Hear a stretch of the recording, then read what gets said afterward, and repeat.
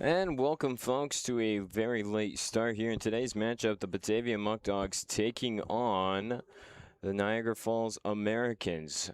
Our halt came from the fact that we weren't able to get the quality we wanted. We're still trying to work on that to prevent this stream from buffering and doing all sorts of technical difficulties for y'all, and that was what we were trying to do behind the scenes. But for now, you missed the top of the first. If you didn't see it on your screen, again, apologies for the weird angle. We're in the football press box here at this stadium, sent down the third baseline, but this is the best we're rolling with, and we're going to rock with it for the 4th of July. On top of that, happy 4th of July and Independence Day.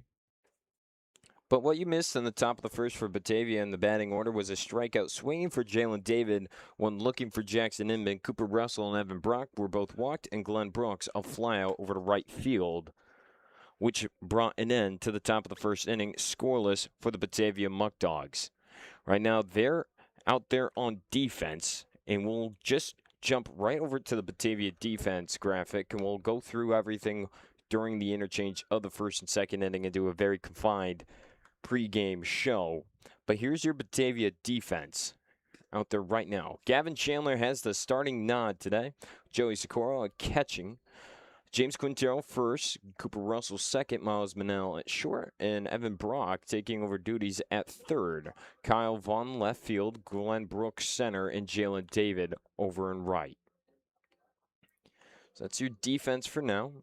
Again, we'll continue off. Again, my name is Grayson Natale. Alongside me, color commentator Jarrett Campbell. Will kind of know how we're both feeling today, but I'll ask it nonetheless before we get things started. Right, quick second. So, Jarrett, kind of give me a short answer. How are you doing today? I'm doing pretty good. Happy 4th of July to everybody that is celebrating it here today. We got Niagara Falls against Batavia Muckdogs. Obviously, the last time these last two teams played off against each other here in Niagara, it was a 15-5 mercy rule for the Niagara Falls Americans. But today, like we're going to bring up, Gavin Chandler is on the mound today, looking to continue that streak that he's always had in the past few games in terms of winning ball games and keeping the runs low. We'll look at his stats after the first batter and everything more, but we'll get the graphic up for you in just a second. Again, apologies for any lag or buffering you may experience. We're trying to stay on top of that. We're trying to multitask as the first pitch is outside for ball one. That's number 27, a second baseman, Justin Gladfelter, in the batter's box for the Americans. And right now, we've decided to move the scorebook down to the bottom left to be out of the way in case a ball is sent to the outfield. That goes for strike one, 1-1.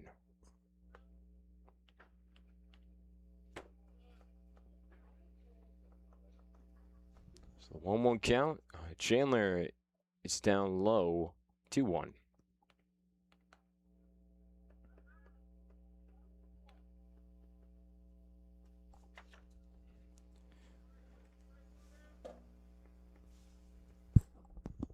Just trying to get everything ready to go here on stream.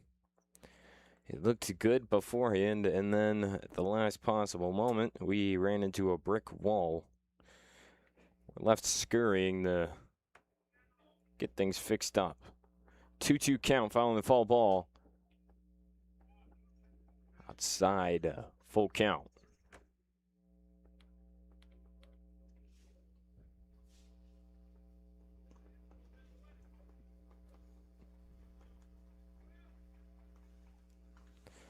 The payoff pitch is fouled off.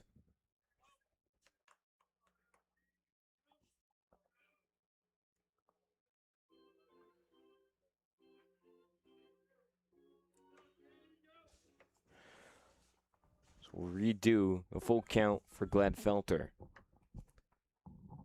Payoff again fouled off, back to the stands.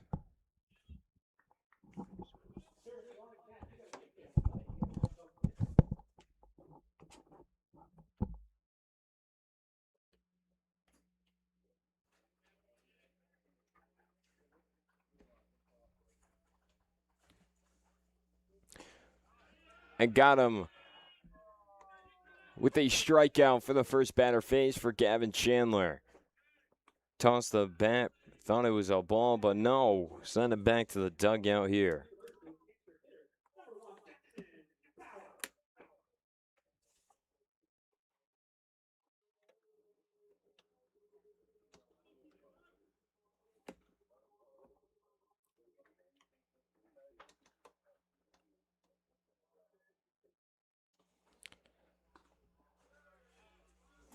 Now to bat, number 1, Jackson Bauer. He's positioned at extra hitter. I'll update that score bug for you. 1 out. It's now 2-0 count, just like that. Bauer has played in 11 games. He's starting in 11 with a .313 batting average with 32 at-bats. As that one grounded almost in between. Russell with the play. Couldn't get it in time, but what a play to keep it in the infield for Cooper Russell. Just had to move far. It was lined to second. Close the gap between him and the ball, but at the same time, you're wanting the gap for the throw, and Bauer beats it out. First hit for the Americans and first hit of the game. 1 out single brings up number 13, Derek Jesmondi, center fielder.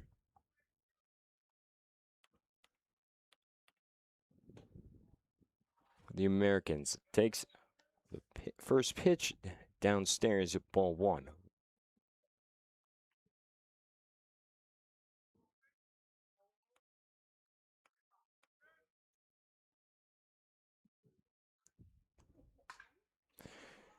Drives that deep between center and left, but Glenn Brooks covers the distance and secures the out.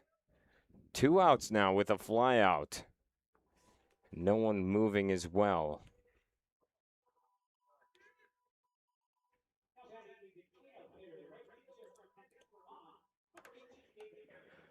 Number 18, right fielder David Harris now to bat with 2 outs.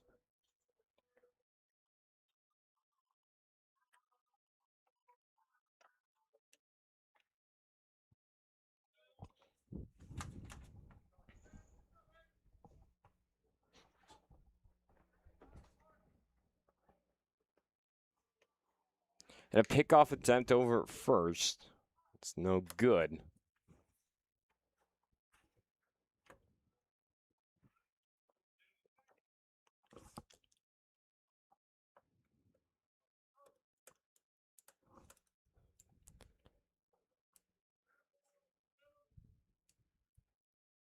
Runner's going, throws to first, and the throw to first to Miles Manel covering second, gets him out, caught stealing.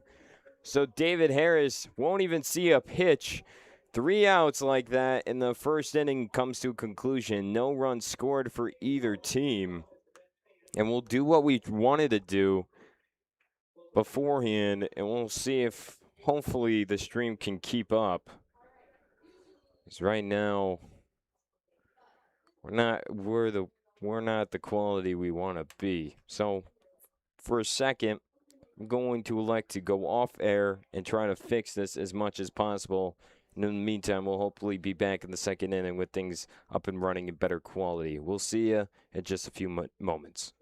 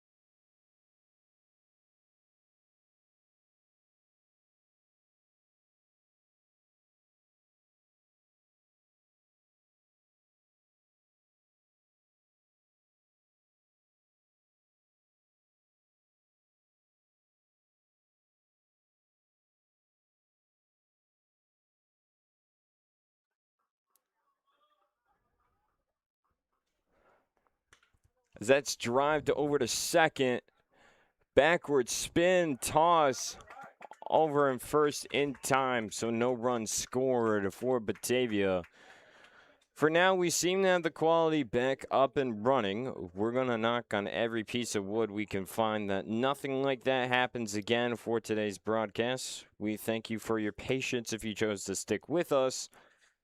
And if you'd like to let anyone else know that we're back up and running, that would be much appreciated as well. But here we go. To the bottom of the second, still scoreless between the two teams. What you missed on there between camera blanks was James Quintero, who led things off, flied out on a 1-2 count over to center field, and Miles Manel also flied out on a 1-1 count to right. Joey Socorro tripled to then Kyle Vaughn grounding out to second base off the full count, rounding out the inning. It is zeros between the two teams. And the bottom of the second, right around the corner. And before we get any farther, we're going to just go through the Batavia defense one more time. We're going to treat each inning as it's new.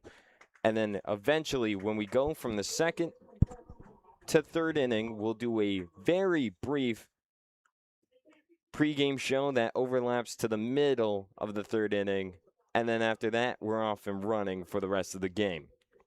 But again, Batavia defense, Gavin Chandler has the starting nod. Joey Socorro, catcher, James Quintero, Cooper Russell, Miles Manel, and Evan Brock rounding out your infield. And for your outfield, Kyle Vaughn, Glenn Brooks, Jalen David. On top of that, we'll also look a little further into Gavin Chandler. If we can get that graphic up there, everything is sunshine and rainbows, if you want to call it here. And there we go. So comes into the day with a 2.73 ERA, 26 hits allowed, 8 runs, 8 of those being earned across 26 and 1/3 innings pitched, 16 strikeouts along with it. University of Southern Wesleyan, correct me if I'm wrong on that, but redshirt junior, hometown of Alabaster, Alabama, pitches left-handed and stands at 6 foot, 220 pounds. And starting things off for Niagara Falls Americans will be David Harris once more. We saw him before he didn't even get the chance to swing the bat, as they were able to pick off Jackson Bauer, who has the first hit of the game. And the only one for the Americans was caught stealing towards second. And here we go, back on track, hopefully, for the rest of this game. Let's do this thing. All right, so David Harris has played in 16 games. He's starting all 16 games with a 4.44 batting average with 45 at-bats, 20 of them being hits, 2 doubles, and 4 RBIs so far in the season. Well, takes pitch 1 and pitch 2 for both the balls. We'll get the score bug back up and running.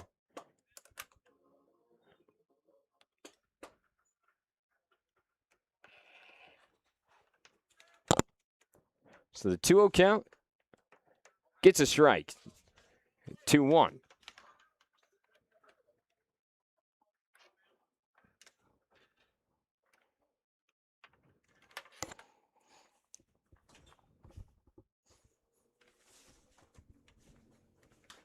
That's dribbled 2-hop to Russell. Large hop in there, but it doesn't matter.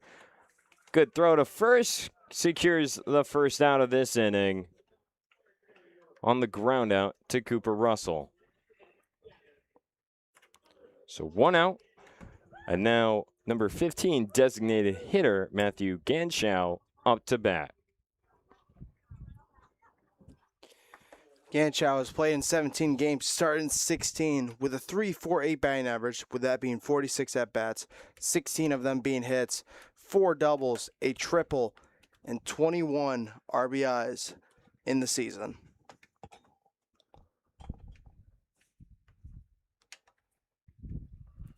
So it's a 1-0 count. So that's rifled to right, but very close to where Jalen David was standing. And he's able to jog a few steps. And that 2 steps on the day. And that's the second out with a fly out for Ganschow. Up to bat with 2 outs is number 5 left fielder Xander Clark.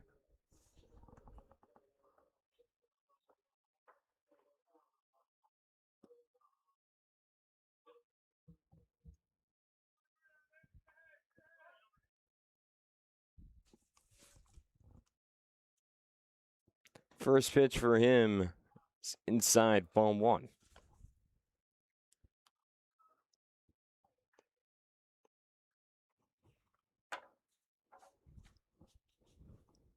A 1-0.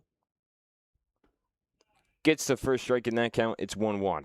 So Clark has played in 10 games. He started at 9 with a 172 batting average, with that being 29 at-bats, 5 only hits, a double, and then 4 RBIs for these Americans. As that's rifled foul and out of play. 1-2 count for Clark.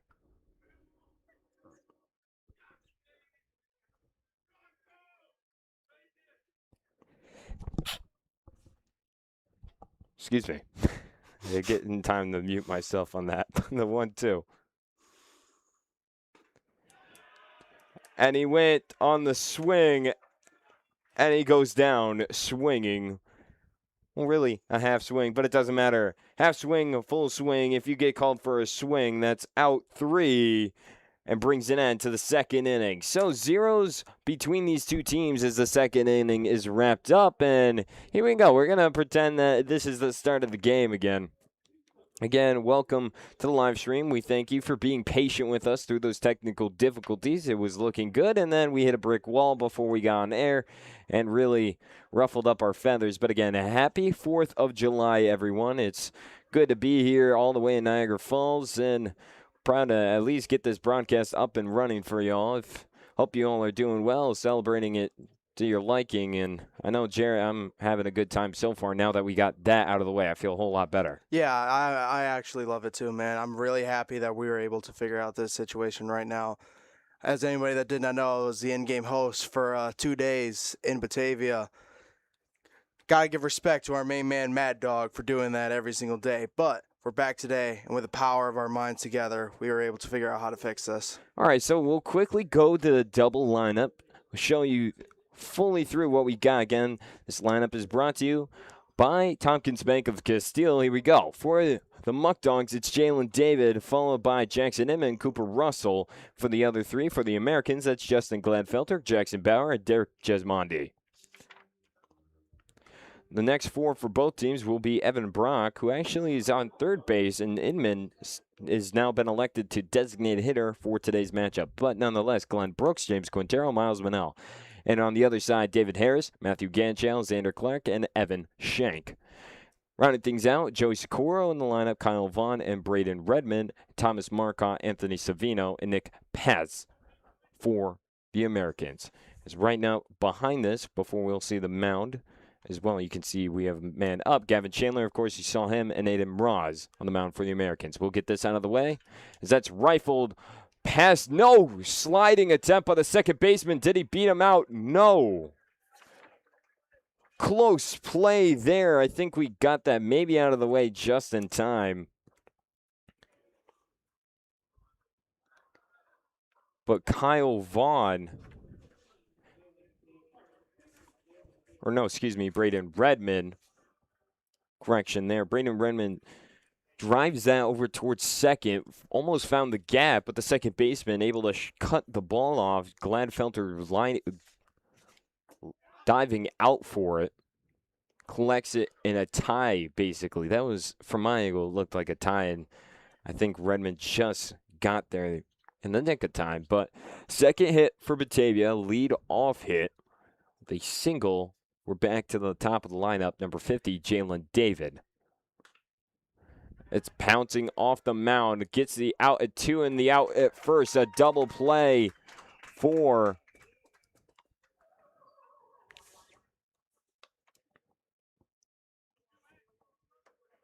correct the score bug for you there as well. Just trying to navigate everything. But 2 outs, unfortunately, after the double play ground out.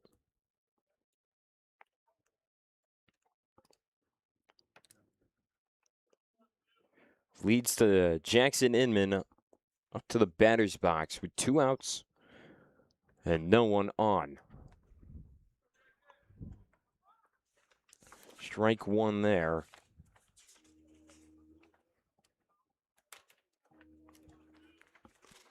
Inman right now is second in the league in the batting average with a 482 in 18 games. He started all 18 with 56 at-bats. He's had 27 hits, 5 doubles, a home run, and then 19 RBIs.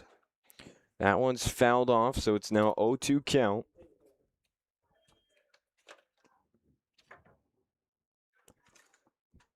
And that's down low and outside. 1-2.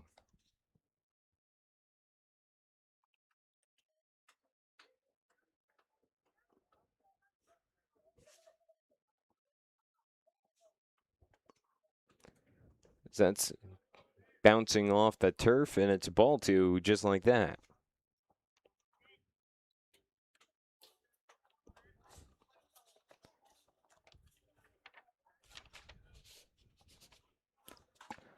And that's barely foul, but probably for the best as that goes down the first base line.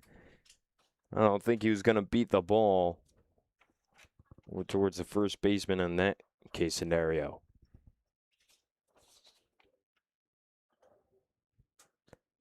So we'll do it again. It's 2-2. Delivery is again fouled.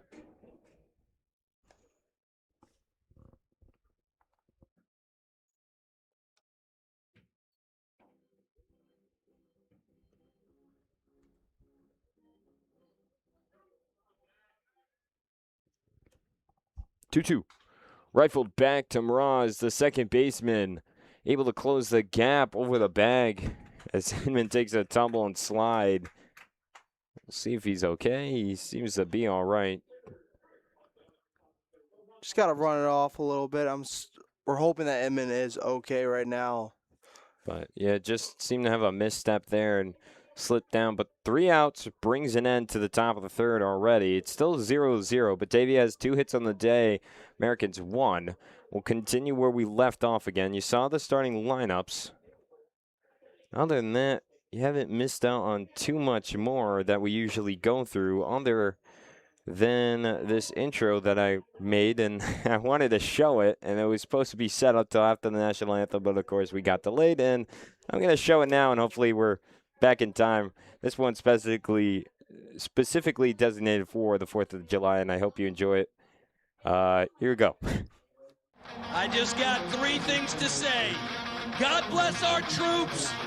God bless America. And gentlemen, start your engine!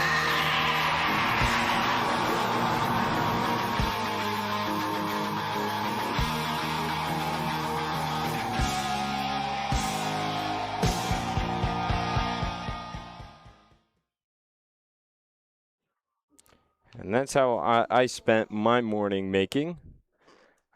Unfortunately, it didn't come. I mean, it did. It came out how I wanted, but, didn't have to use it at the right timing. That's the only disappointment so far. But again, zeros between the two teams as we enter the bottom of the third. Other than that, if we look at a history for these two teams, we talked about the last matchup where Batavia lost 4-15 in 7 innings. That dating back to June 20th. But their matchup before that was only a day prior, June 19th, where Batavia got the win at home 6-1 in a win. So far, all-time, Batavia owns a 3-1 series this season. There's 2 more matchups between these two teams after this game comes to a completion. And then on top of that, in terms of streaks, these two teams have opposite stories. For Batavia, they're 6-1 in the last 7 games, and for the Americans, they're 1-6. And they've lost by a combined total of 48 runs in those 6 games that they lost. So when they have been on a not so great skid, and it's showing up right now in terms of record because they've now dropped to second to last in the West Division. They really need to climb out of this hole as they were climbing not that long ago in the season. People were talking about the Americans saying they could make a run here. Check swing here. And the leadoff man for the Americans. That's number 10, first baseman Evan Shank. He went on the swing. It's an 0-1 count. Well, another big difference that you can also talk about is that the Americans right now, in terms of their pitching, is really struggling in this season. Right now, they are last in the league for ERA, and when you look at the Batavia Muckdogs, they are the complete opposite in terms of their batting, which is something that is right now a terrible matchup for these Niagara Falls Americans. Just to go down the list, batting average, Batavia second. Stolen bases, we love talking about that. They are first. RBIs, they are second. Total bases, they are third. And then the OPS percent, they are second in the season. So, two opposite teams in terms of pitching and batting, as Chandler just gets another strikeout in the game. Sending Evan Shank back to the dugout on an 0-2 count, delivered a heater that he chooses not to go down with. Number 19, third baseman Thomas Marca up to bat with 1 out. I think you're saying the trends speak for themselves, and I mean, this season I feel like a broken record the amount of times I say this, where stats don't always tell the full story. But I feel like this case, the way we're looking at it, it does. It truly does. Statistically speaking, that's rifled to center. It's got a little too much air underneath it, though. And Glenn Brooks, amazing snag just in front of the warning track.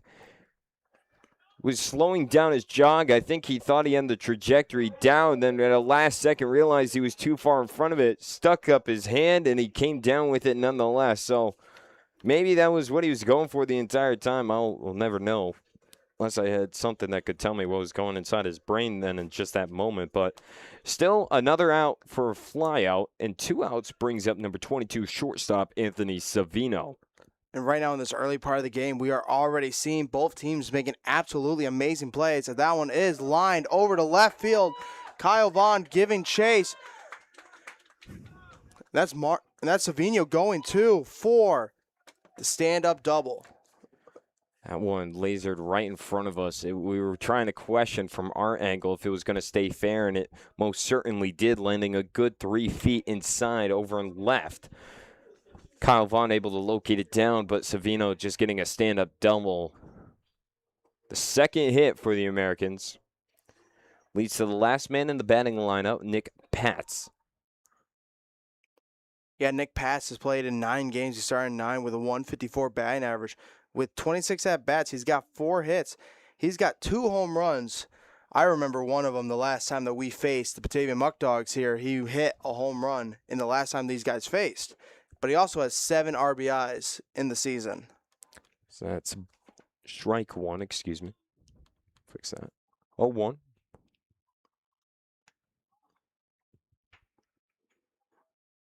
Chandler will take a look over at Savino. It's a ball downstairs, and it's a 1-1 count.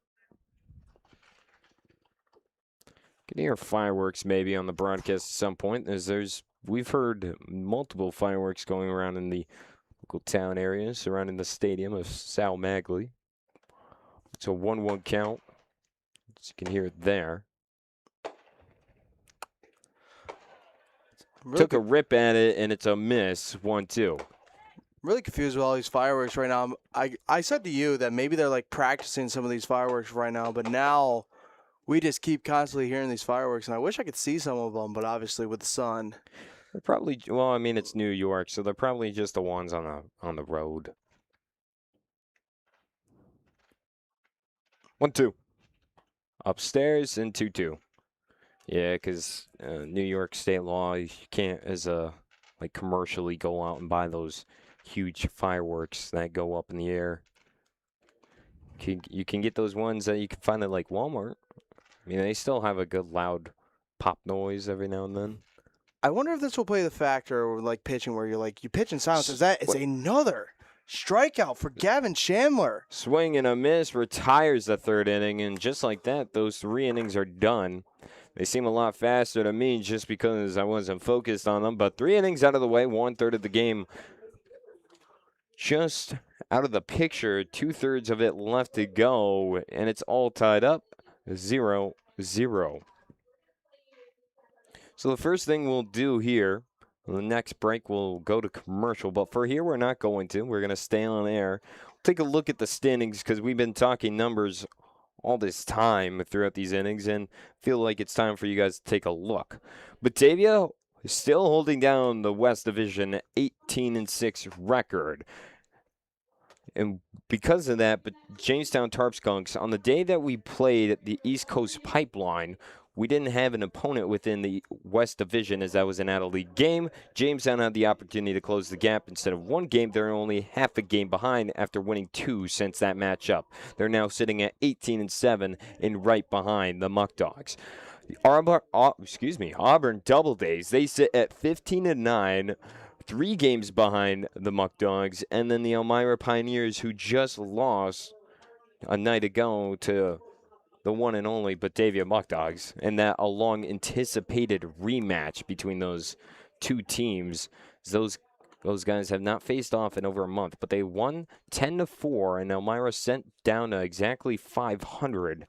Well, they are on a 2-game losing streak at 6 games behind, and what that does to them is basically, it's the 3 teams, Batavia, Jamestown, and Auburn, all fighting well above 500. Like, they're above 600, but I'm going to use 500 as the benchmark because every other team is at 500 or worse. Niagara Ironbacks, they've been slowly chipping back to a late start, and the Olean Oilers are suffering a mid-season crisis, losing 4 straight and going down to 10-14. And we can see the Americans, they were around the 4 to 6 range there for a good comfort of the season, and now in 8th place. Yeah, the longer you go into the season, the more you figure out the pitcher's tendencies, the more you figure out the batter's tendencies. And it's just how do you adjust in these situations? And obviously you have your teams like Batavia, Jamestown, who have now had their lineup start to get hot in a good situation right now. But you see other teams like Niagara Falls, Olean Oilers. These are guys that are teams are starting to figure these guys out. And now they're starting to struggle in the season. It's just how do you fight back now in the second half of the season? That is right now happening. It's now officially the second half of the season. As it is, Batavia up to bat with an 0-2 count already. 2 strikes dealt is Cooper Russell. The 0-2 for Russell. He makes contact, but it's going straight up, straight back into the stands. We'll do it again. And we talked, you mentioned the pitching crew, Jared, and we've seen when the one game we were here, I believe that was the 6-1, it was June 19th, or no. I need to even correct myself as that's driven foul. Cooper Russell hits another one foul. It was the 15-3 win that was mercied on June 15th. They brought in a pitcher that has never pitched before and signed a contract that day. So that just shows right there that they're looking for some help in their bullpen. So that's outside in a 1-2 count. But they desperately needed it at the time, and it's still a trend that's continued for the Americans. The 1-2 is rifled between left and center. The left fielder able to crash in, though, and get the out. So 1 out here in the top of the 4th. Number 11, Mr. Reliable, Evan Brock, up to bat. Walk in his first plate appearance. We'll see if he can get things started for Batavia, or really any team. Yeah, and then you go to the other side with Batavia now, where we basically know what their starting pitchers are going to be. You're going to see Chandler for games. You're going to see Sliz. You're going to see Nix. You're going to see Davey for game. And then you also kind of know what the bullpen is. You know, whenever they're in a pickle or something, you will see Hashide or you'll see Beaver. And then obviously you'll have your closer now, which is Woodley. It's just 2 opposite teams. One's trying to really figure out their lineup and their pitching, while the other one is basically knows what their lineup is. They just got to continue the streak because they got Jamestown breathing in their necks right now. Right now on the positive in that term of Jamestown, Batavia knows that's a strike looking 1-2. That for Batavia, they're able to handle Jamestown quite well. They've only suffered 1 loss to them on the season. That dating back, that's strike 3, sends Evan Brock to the dugout. 2 outs now, leads to number 20, center fielder Glenn Brooks up to bat. But last time Jamestown played, the only loss was the 6-7 loss on June 3rd when it went to extras and Jamestown got a last-second surge, tied it up in the top of the 9th. and then took home the win at the top of the 8th. Fouled off for strike 1. But since then, Batavia has not let Jamestown get control of them, winning 10-6, followed by a matchup where they won 15-5 and 7 in the last time they played, an 8-6 victory at home. Yeah, with technical difficulties, we forgot to mention about some of these players' stats. So Glenn Brook has played in 24 games. He started 23 with a 395 batting average and 81 at-bats. He's got 32 hits, 3 doubles, 5 triples, 2 home runs, and 22 RBIs. As that's fouled off again, we continue the ride for the Glenn Brook Show.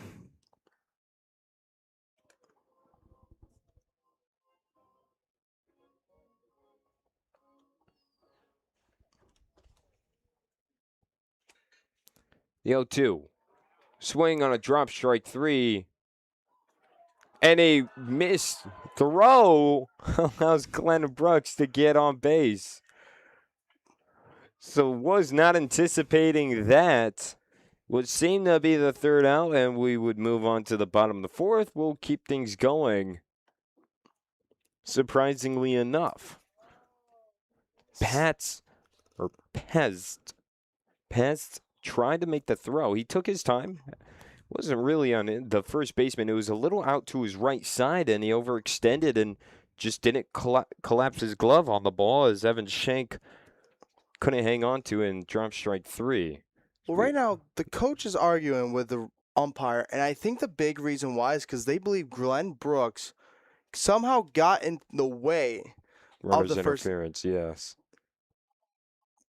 Because again, these plays, it's like it's too simple. Where it's like you're overthinking it, and especially you just don't see a first baseman drop those kind of plays right like that.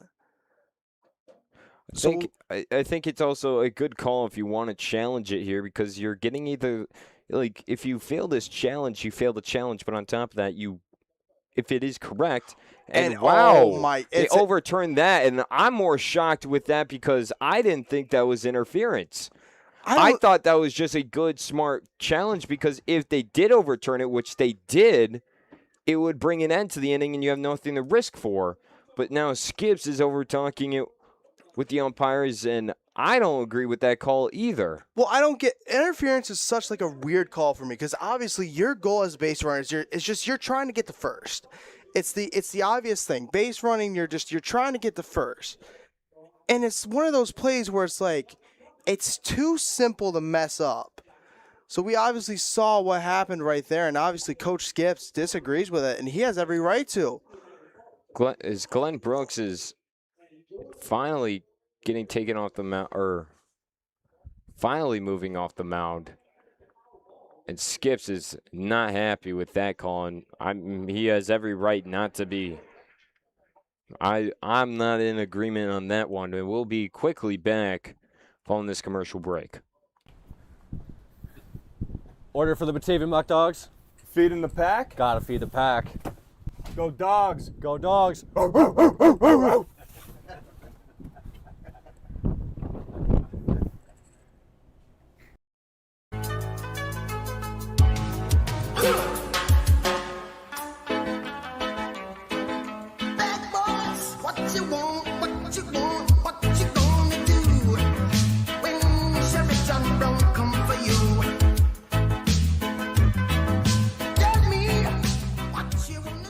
We don't want you to like coming here. We want you to love coming here. Batavia Downs, official sponsor of the Batavia Muckdogs.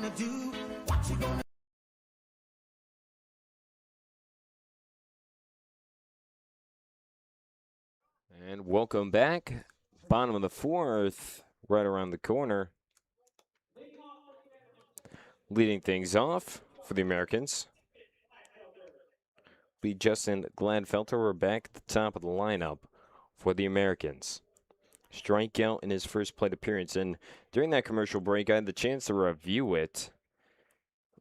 And I know our camera angle and our setup right now doesn't allow me, like, for that MLB level kind of review where I can tap my helmet and get an instant ABS challenge. But I really disagree with that, them overturning the call and calling him out. I thought it was a strategic move to at least challenge it from the opposing side. Didn't think he would get it, But nonetheless, he does. 0-1 count following the first pitch.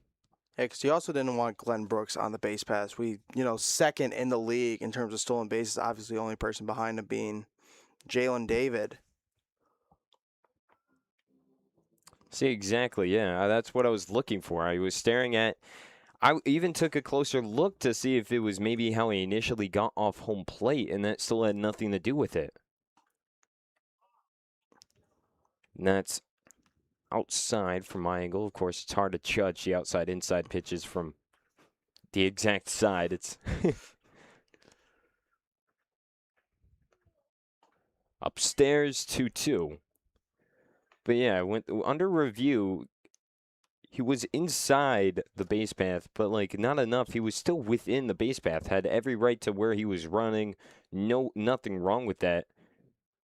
And it just played out for Batavia, and then the overturn by the umps as that's skied high to shallow right.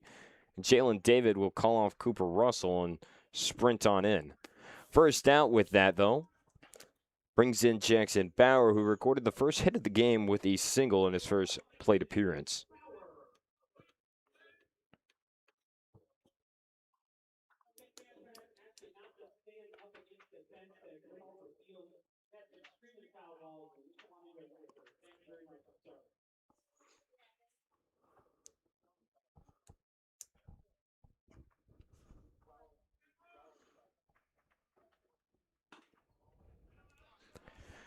Strike or ball one. So from this angle, that looked like a line bat right over the plate, but I guess not. That's fouled off, and then a 1-1 count. Yeah, in Bauer's last at bat, he did get a single, the first hit of the game for the Niagara Falls Americans, but then he got picked off by Gavin Chandler. That's what happened to end the inning before Harris could even see a pitch in that first inning. Strike two looking. It's 1-2 now.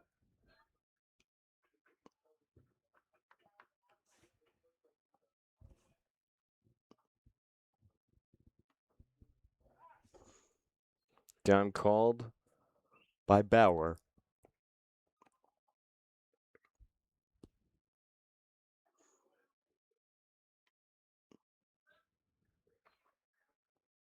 That's bounced off the turf. 2-2.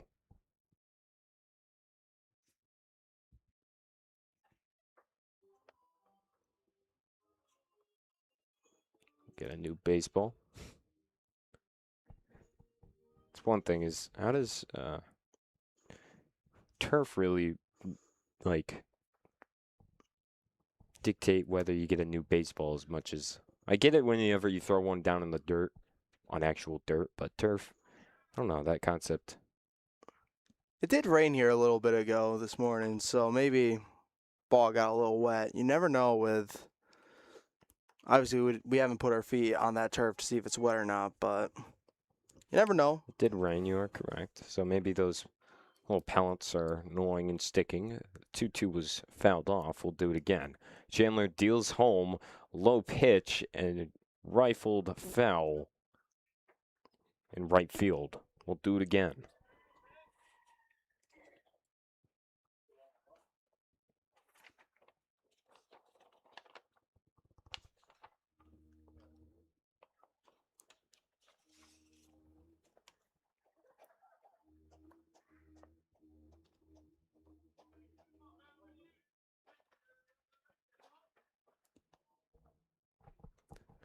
Two.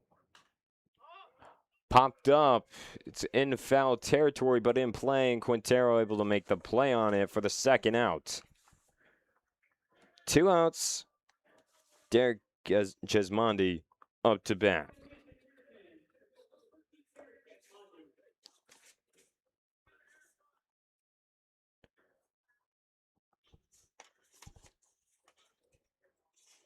Next time these two teams will face, it's going to be, again, a quick turnaround, but at least it's the Americans traveling home. They'll play in 5 days at Dwyer Stadium. First pitch is going foul. Evan Brock can't slide as that ball bounces into the stands. A good attempt from Brock sliding. We got a front row view of that play, but fortunately slightly out of his range and also a little too close for comfort. I mean, he slid at the right time. If he slid any later, I think he's going right into the fencing down there. Yeah, especially when you could just, I don't know if you guys heard, but it took a nice little bounce on the turf and immediately hit the bleachers. So you always get word that somebody gets hurt as that pitch by Chandler. Strike two. Got him with that nice. Got him with that nice heater. That was the definition of swing and a miss, if you want that. But 0-2. All right, we haven't seen a K in a while. I'm waiting for it. Few batters since we've seen that K. The 0-2 count delivered inside. 1-2. Kevin Chandler, though, he has 4 strikeouts on the first go-round of the lineup. Back-to-back flyouts. As has him looking on that. Got the bat off his shoulders, but didn't move his hands in front and takes it looking. Strikeout brings an end. 4 innings already down in the blink of an eye. And the 5th inning right around the corner when we come back.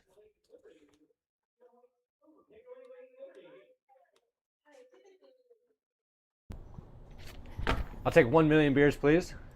Nah, man, we don't have that. Here, try this. What's this?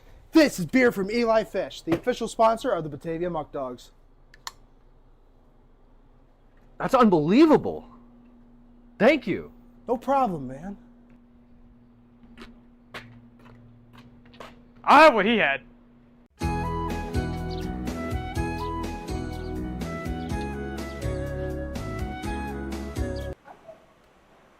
Oh, didn't see you there.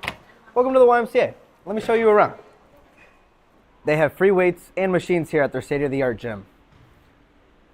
They also have open courts here.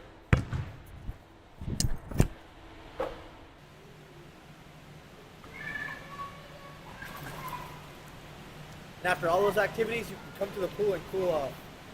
Remember, folks, you can find all these activities here at Glow YMCA, Genesee County Branch.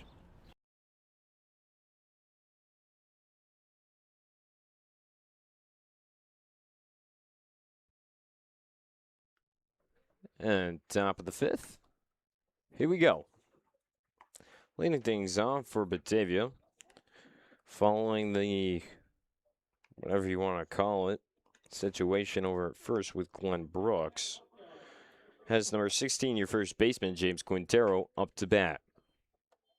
But again, these two teams will face off at Dwyer in 5 days, July 9th. And then their final showdown will be, excuse me, they have 2 more showdowns. I can't believe I missed that. So, correction on my statement earlier, there's 3 more matchups between these two teams. That one being on June 9th, June 14th, and July 19th, well, now I'm messing myself up. July 9th, July 14th, and July 25th. Dribbled to second. It's deep within right, but still got the out over at first for a ground out. Apparently, the days moved so fast, Jarrett, that I can't even still believe we're in July at this point.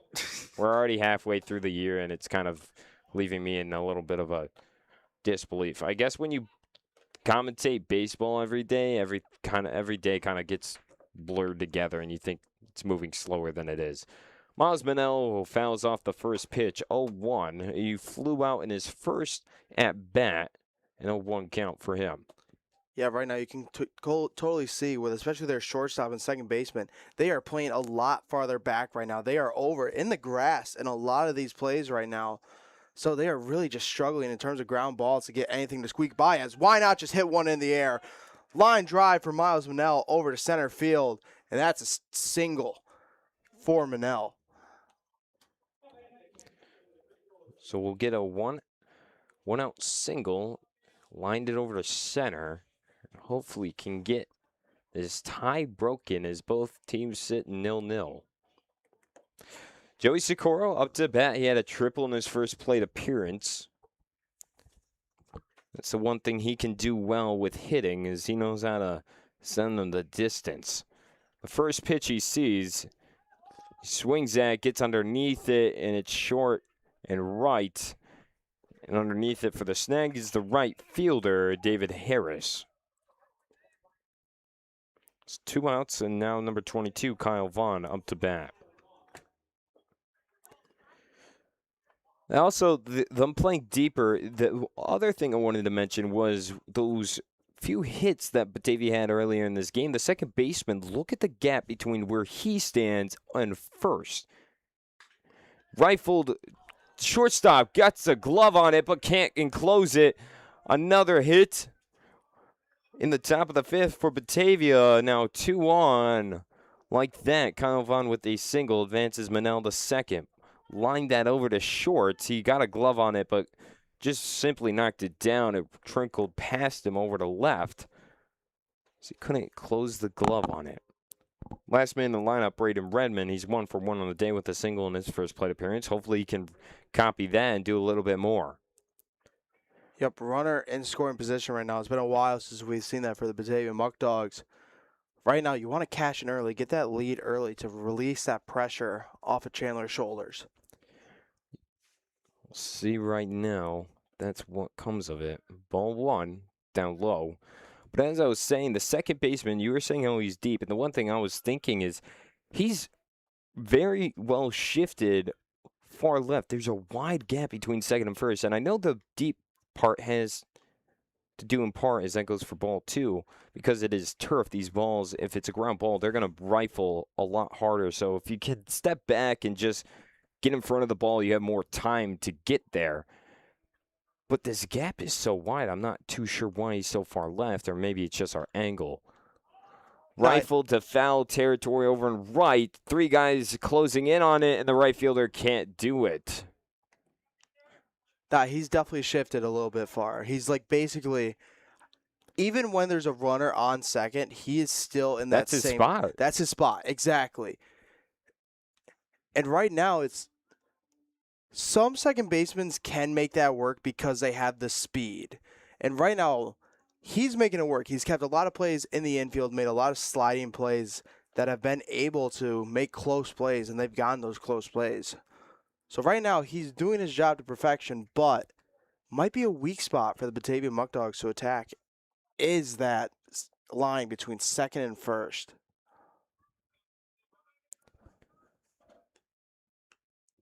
The delivery here inside and 3-1. It's just a unique set of circumstances just because shortstop, he's got the duty of a base runner. As it seems right now, is he'll always motion towards the bag, but the 3-1, ooh. From my angle, I got a good look at that. And, don't agree with that call, but full count. Yeah, and usually even in like those kind of situations where runners at second, you're constantly like bouncing around. Shortstop tapping his glove at second base. Second baseman then moves once shortstop comes out. So right now that was way high up in the air. Bases loaded now for Jalen David. Top of the order. Payoff pitch. It's up on the house stop and a bases loaded situation for number 50, Jalen David. Jalen David, a strikeout, and then a ground out that turned into a double play. Looking to avoid that. I know a double play wouldn't really do much, given the fact that there is 2 outs. But called ball 1, as much as the dismay of the fans here. A 1-0 count. Delivery here. David hesitated, and it's strike 1. 1-1.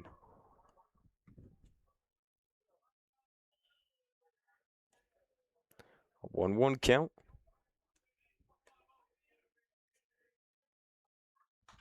Rips that to right. A little too much underneath it, though, is the right fielder, David Harris, able to get underneath it for the third and final out. The fifth inning comes to a conclusion, or top of the fifth, with no runners scored for Batavia in the bottom of the fifth. The Americans still trying to break this even tie between the two when we come back.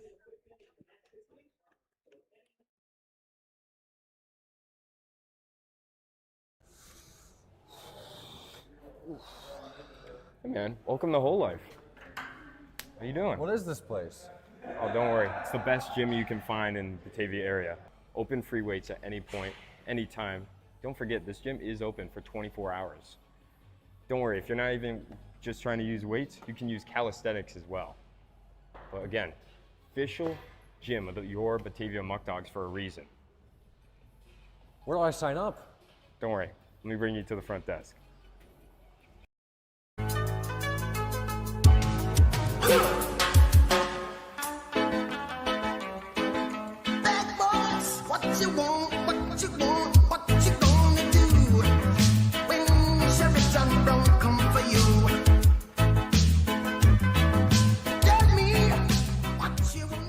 We don't want you to like coming here. We want you to love coming here.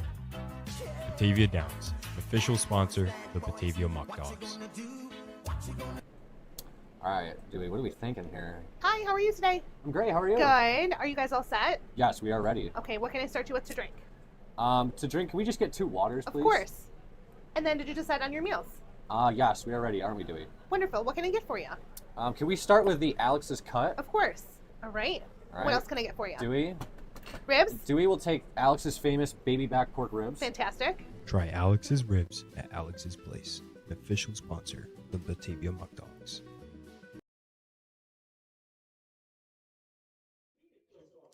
Bottom of the fifth. It's still scoreless between these two teams. This is quite literally the definition of a defensive battle. It's right now, we might tie the lowest score total.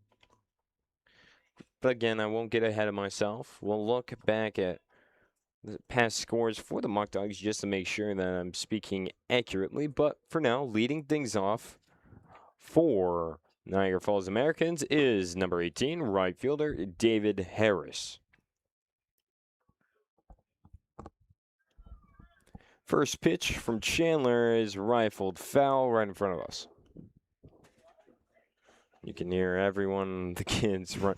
That's the funny thing. When it's over here, you can just feel the room slightly shake as everyone storms over to try to grab that foul ball first. But an 0-1 count for Harris. Rifles that in play down the left field line. And that's a base hit for David Harris. Number 15 designated hitter Matthew Ganchow up to bat.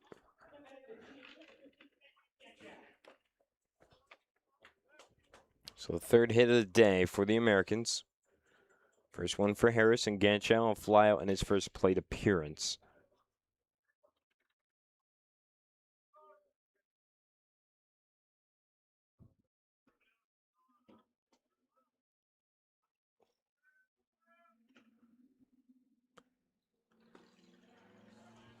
That's strike one inside the zone, but enough for strike one. 0-1 count.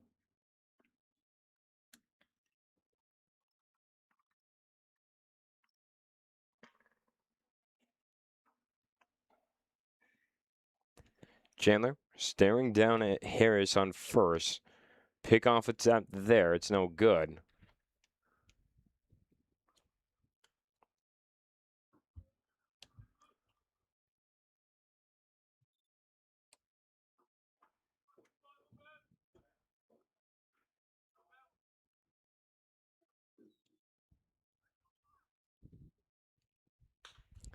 Gets underneath that, and it's going foul. Can Quintero make a play on it? No, it's out of reach. 0-2 count just like that, and Chandler trying to add another strikeout to his collection. He's got 5 on the day.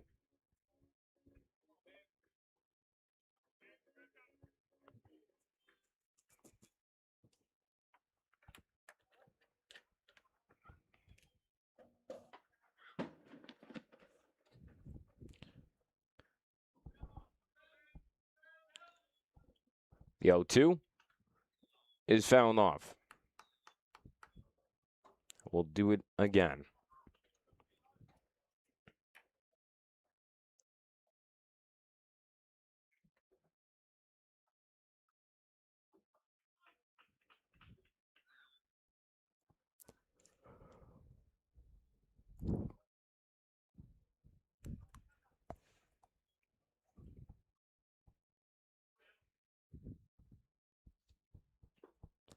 Oh, 2 once more. It has him looking. And Ganchow didn't like that. Little quick turn around to look at the ump like with a questionable face. But a first strikeout in this inning. And the 6th for Chandler. Brings up 1 out. And Xander Clark up to the plate. Now for Batavia, their lowest run total of the season was their 3-2 win against the Olean Oilers back on June 21st, the first game in a doubleheader. But again, that one only went 7 innings.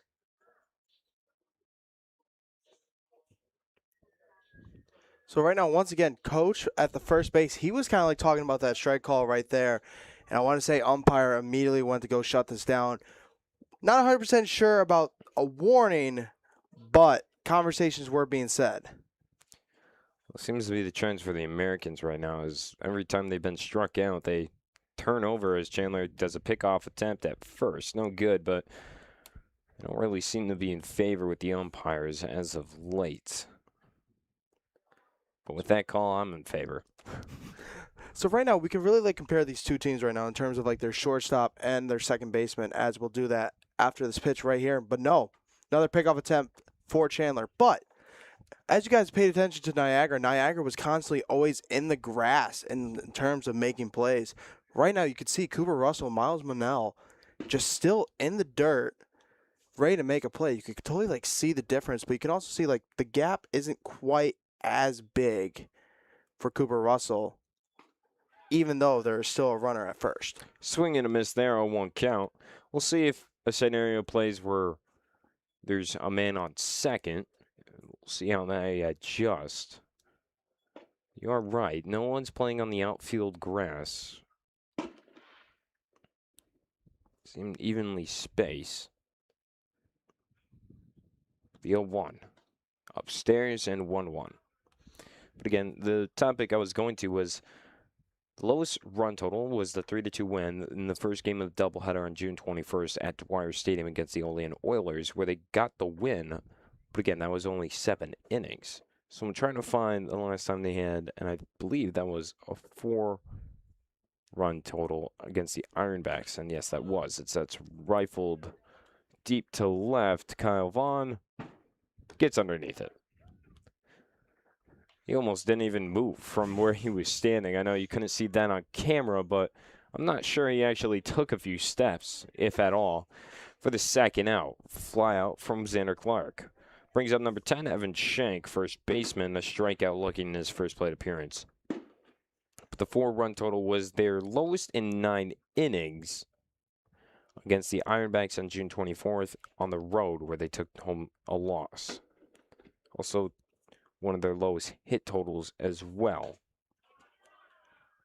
Tied for second lowest in that game with 6 hits. Their lowest was their season opener, which I surprisingly reading is 3 hits. They got the win 9-6 still. I do remember that game. There was a lot of walks that game. A lot of people getting comfortable in that game. There was 0-2 count. That game was kind of a, for us, for you and me, it was kind of a train wreck. Yeah, I'm glad that we kind of figured out the problems that we've had in that first game. Unfortunately, not many people were able to see it from our point of view because we were not on air. But we'll come back to that. 0-2. Rifle deep to left. Vaughn moving and able to jog underneath it. That one seemed to have some velocity that may have caused some problems, but it died out in the end and brings it on to the 5th inning. It's still scoreless here as we got 1/3 of baseball, plus 1 inning, I guess, because the 6th inning hasn't ramped up, left here at Sal Magley Stadium when we come back.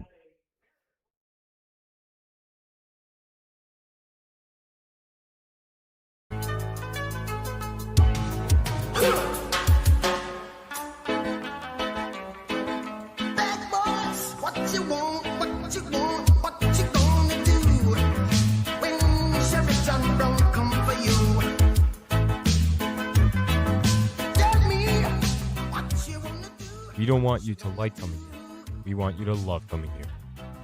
Batavia Downs, official sponsor of the Batavia Muckdogs.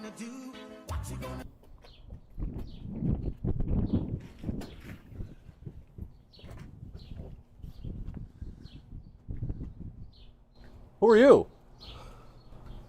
Fans, if you get hit with a foul ball, don't call our insurance. Why is no one doing anything? Call UMMC at Rochester Medical Center for help. Should have called him.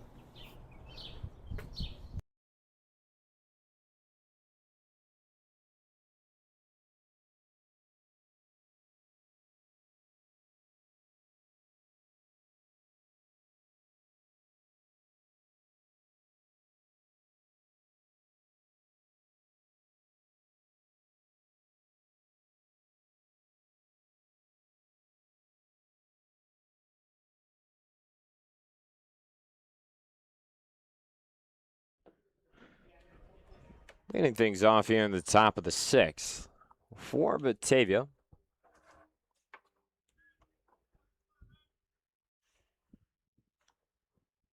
It's number 2, Jackson Inman.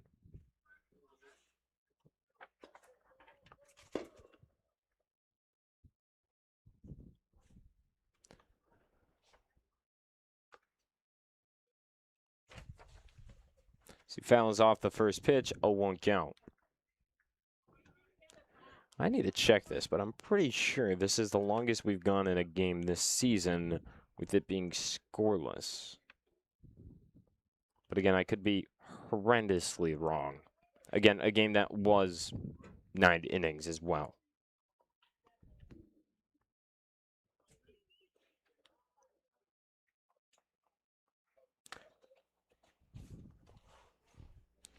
So 1-1 count.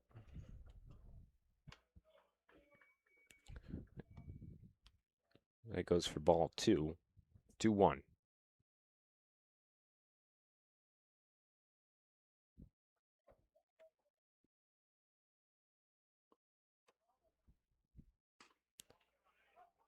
Three one.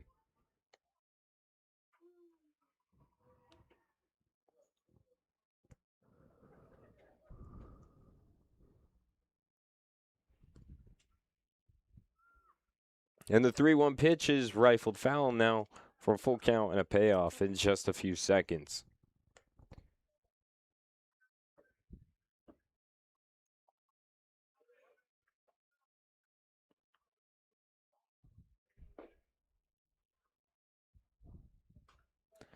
Payoff pitch fouled off. We'll do it again once more.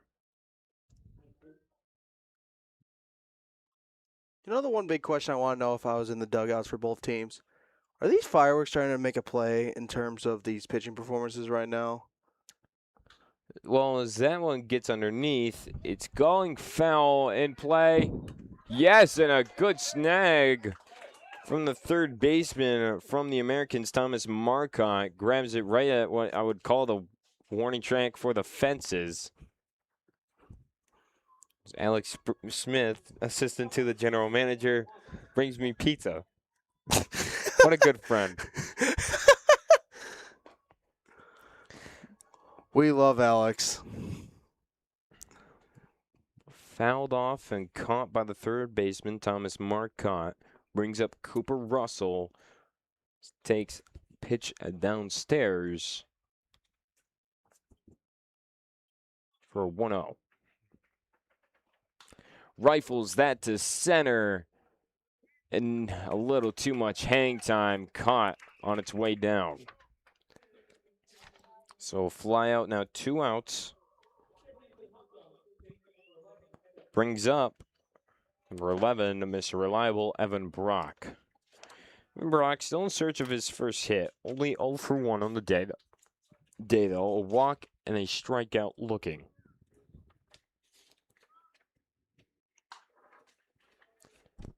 Sends that deep to left. It will get down. A base hit for Evan Brock. So finally finds a hit for him. Had a short distance to travel over and left, and that was a good reason why fell short of the left fielder.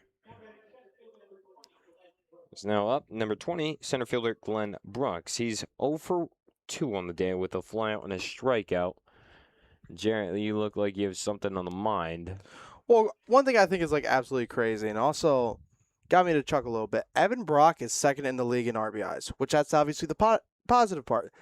The really crazy part is that first to fifth is all Amsterdam Mohawks players.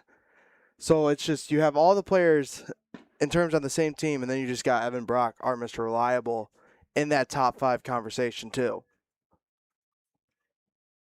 That goes for ball 2 against Glenn Brooks. And speaking of statistics, there's 2 areas where Gavin Chandler pops out within the league.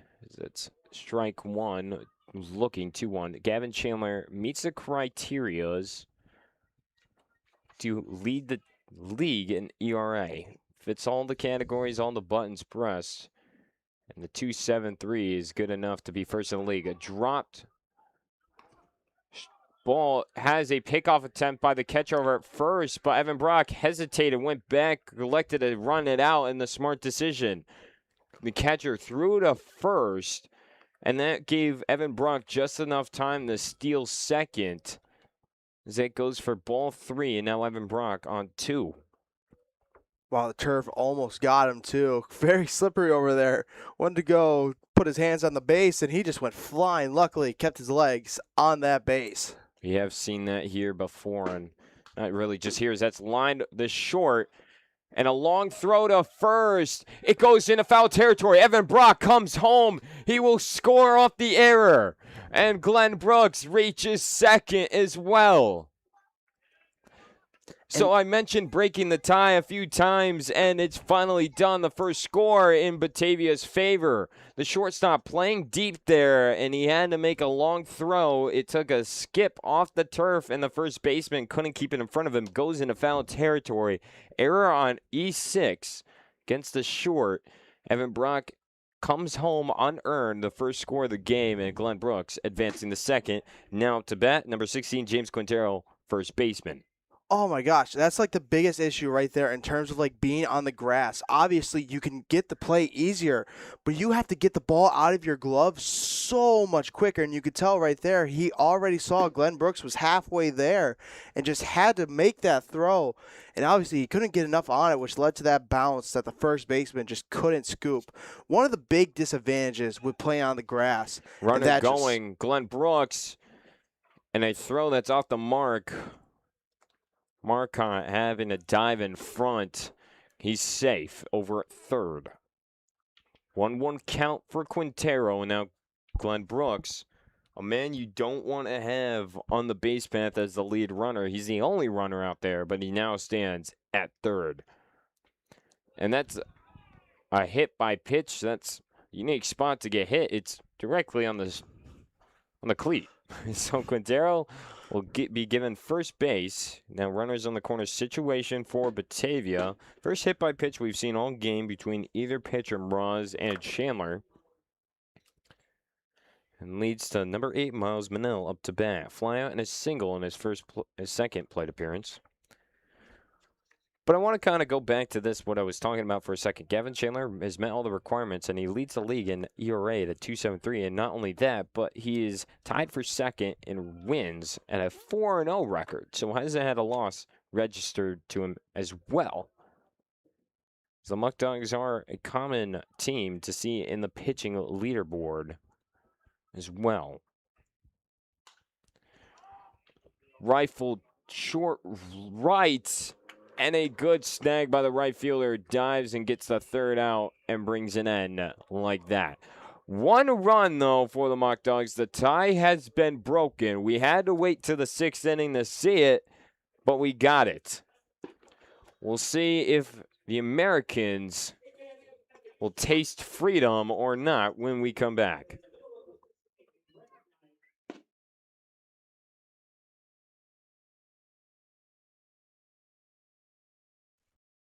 In support of the Batavia Muckdogs, we would like to thank these corporate sponsors and community partners. Alex's Place, Allegheny Farm Services, Amerigroup, Arc of Glow, Ashley Furniture, Batavia Downs, Batavia Foot Care Center, Batavia's Original, Best Choice Heating and Air, Bikers Against Child Abuse, Von Traeger Auctioneer, Bourbon and Burger, Bright Path Kids, Bully Hill Vineyards, Burger King, Casella Waste, Salino Plumbing, Chaplain Valley Equipment, Council Rock Wealth Advisory Group, Crosby's, Daily News, Dave's Ice Cream, Easttown Beverage, Eli Fish Brewing Company, Everdry Waterproofing, Farm Credit East, Burrell Gas, Ficarella's Pizza, Frank's Call Mr. Plumber, Freed Maxix, Genesee Community College, Geico, Local Batavia Office, Genesee County Chamber of Commerce, Genesee Lumber, Genesee Penny Saver, Go Health, Good Life, Graham Corporation, HB Hood, Internet Crimes Against Children Task Force, J. Leonard McAndrew Funeral Home, Ken Barrett Chevrolet, Leaf Guard, Liberty Pumps, Louis J. Lang and Sons, Massive Testing, Mental Health Association of Genesee and Orleans, Magaveros Automotive, M-Power Agency, Next Era Energy, Northside Deli, New York School for the Blind, Oak Orchard Health, Oakwood Hills, O-Aka Milk Products, Olacy's, Overhead Door, PNCG, Pellegrino Auto Sales, RFG Associates, Skyworks, Stan's Harley Davidson, Stop DWI, Suburban Propane, TF Browns, Tompkins Bank of Castile, Tonawanda Valley Federal Credit Union, Toyota of Batavia, Trevor R. Rowley State Farm, Tri-County Auto Glass, Tully's, United Memorial Medical Center, UR Wilmot Cancer Institute, WBTA, Wright Beverage, and the YMCA. Thank you for your continued support of the Batavia Muckdogs.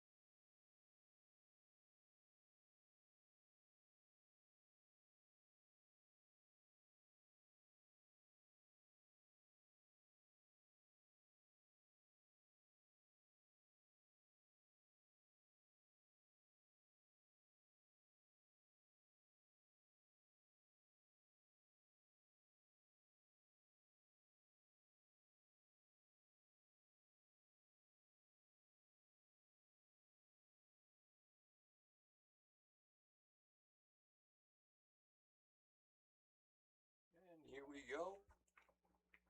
Bottom of the sixth underway. First pitch, Thomas Marcotte. Strike one. A 1 count for Marcotte.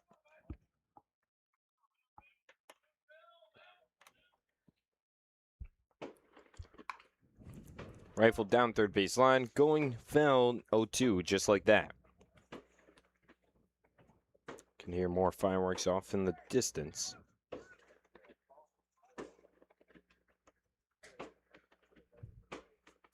I think to answer your question, they asked a long time ago, Jarrett, if these fireworks are impacting one way or another. I gotta think so. Pass ball off the bounce off the turf, 1-2.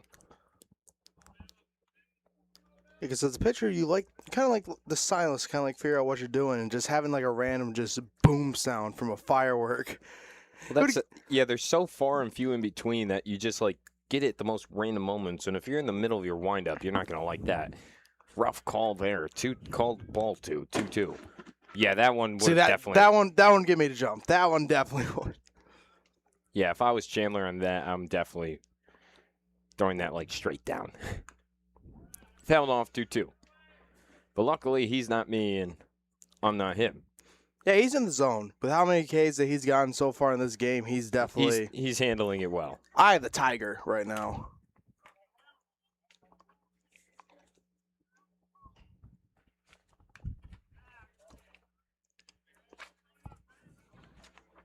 2-2 again, fouled off.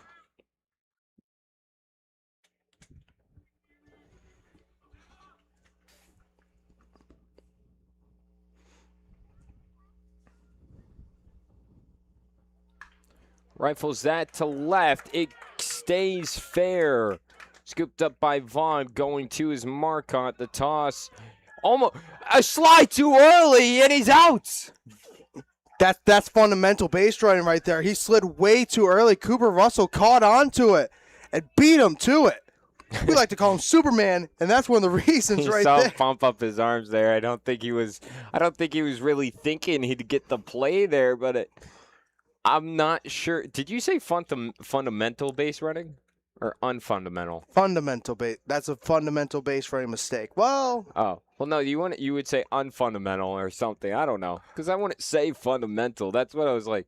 Wait, what? I might have But got you there. Yeah, that's my bad. unfundamental base running. That's what we're gonna call it here. That's rifled foul with 1 out now, as he slid down. I think he tried to slide early, thinking he would eventually slide to the bag after seeing Evan Brock almost slide past it, and he went with his stomach and he kind of just curled up in the shape of a C.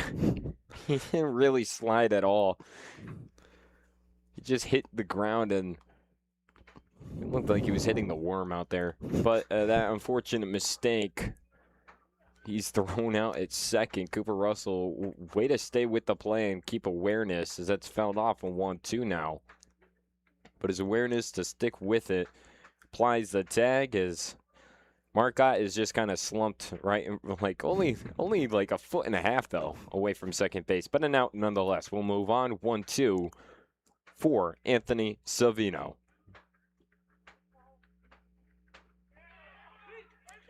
Drop strike 3. Socorro off the mark.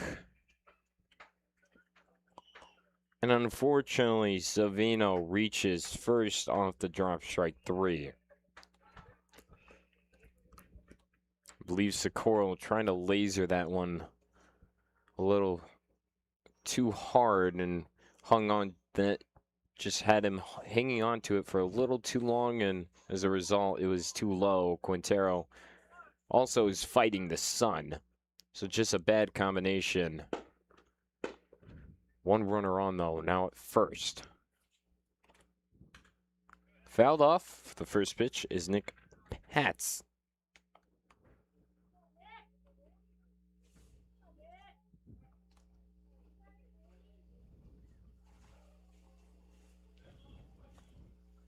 So that won't go down as an error against Socorro.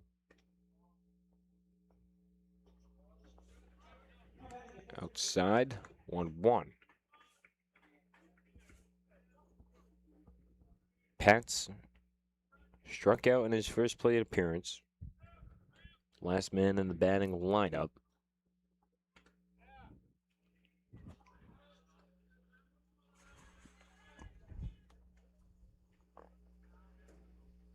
Takes that for ball 2.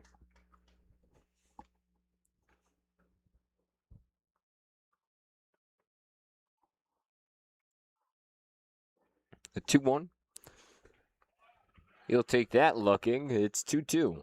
Hesitated and didn't commit. A wrong choice there.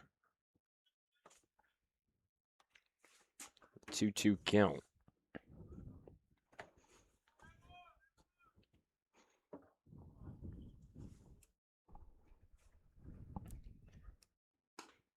And has him swinging for a strikeout.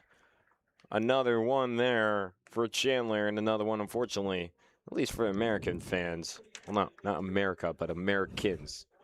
Let me be more specific for today. Niagara Falls Americans fans. Another strikeout for Nick Patz. yeah, we are right now seeing that pitcher duel right now that Chandler has always just constantly found himself in these games. And Chandler has always been able to answer the call in these kind of games. Strike 1 looking for Justin Gladfelter. Strikeout and a flyout.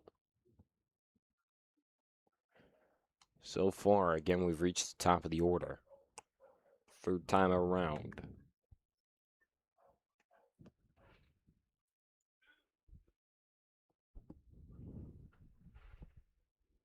Up high and 1-1. Kevin Chandler right now, he's having the kind of day that I usually have on the wiffle ball game back on Memorial Day. You know, holding the opposing team to 0 runs. That's a good comparison. That's a great comparison.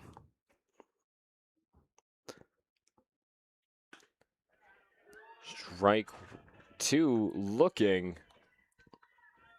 Unfortunately, I don't think anyone's matching my hit potential so far on the Batavia side. Started this past Memorial Day 4-4. I didn't strike out. I only got putouts. Is this friends with family or? Friends and family. The 1-2 is driven foul, and Quintero jogging over can't make a play on it as it's out of play. 1-2 will do it again. But yes, friends and family. It's a long-running tradition. It's been my friends versus our dads and my sisters as well, and any of their friends. So it's usually like me and my, like, depends on who shows up, like 5 to 8 friends versus it could be as much as 12 players on the opposing team. So the outfield is quite crowded. It's really hard to make a play or get on base off any play within the infield or even outfield as well. You kind of even have to go for a home run or hope for an error or drive it to. We have a few extensions in our own version of Fenway Field. We have the Green Monster and everything. But 2-2 count. Pass ball to the backstop. It's now full count as Savino takes second as well.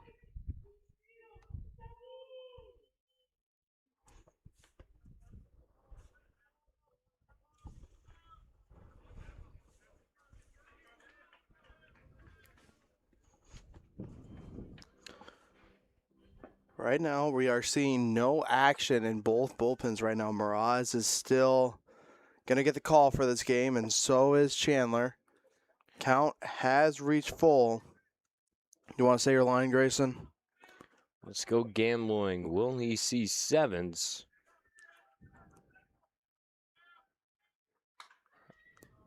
Driven to center. And Glenn Brooks gets underneath it. So not the exact way he wanted it, but gets a respin and hits the smaller jackpot with a flyout. So that brings an end to the 6th inning in its entirety. 3 more innings to go. 1-0 is your score when we come back in just a few moments.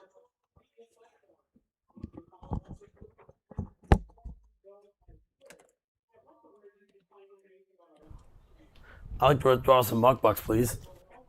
Muckbucks? Realistically, I can't withdraw Muckbucks here. But what I can do is do all my banking through Tompkins Bank, the official sponsor of the Batavia Muckdogs. I gotta get back to picking up my Muckbucks. Here in Batavia, hard work and community goes hand in hand. That's why the Batavia Muckdogs are a proud partner with Farm Credit East, helping support the people of Western New York grow.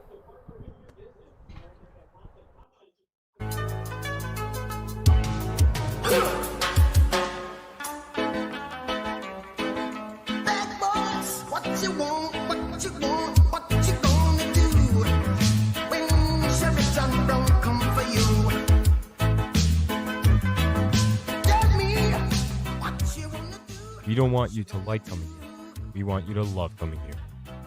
Batavia Downs, official sponsor of the Batavia Muckdogs.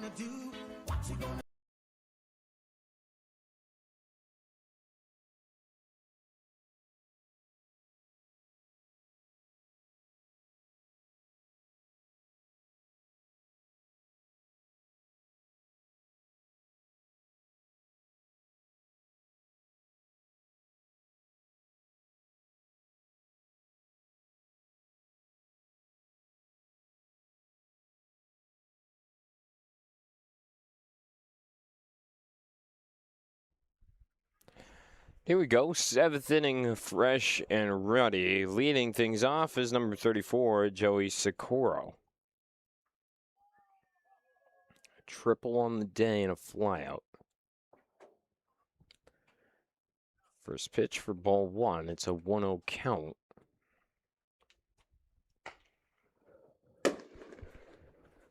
That fireworks seem pretty close. Yeah, after every inning, it seems like they're getting closer.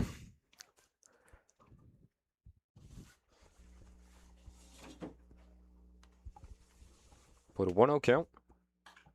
Rips that to center right. It's more going towards right. right fielder able to get the snag.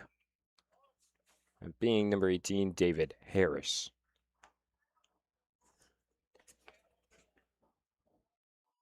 Again, Aiden Mraz, he's still out there. Off pitchers, as you said. We're now seeing a few Muckdogs travel out to the bullpen. That bounces out in front of now number 22, Kyle Bond.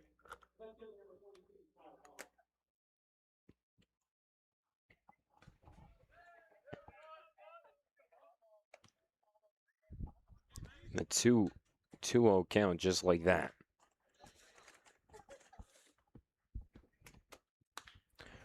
Rips that. It's going foul. Is it in play? No.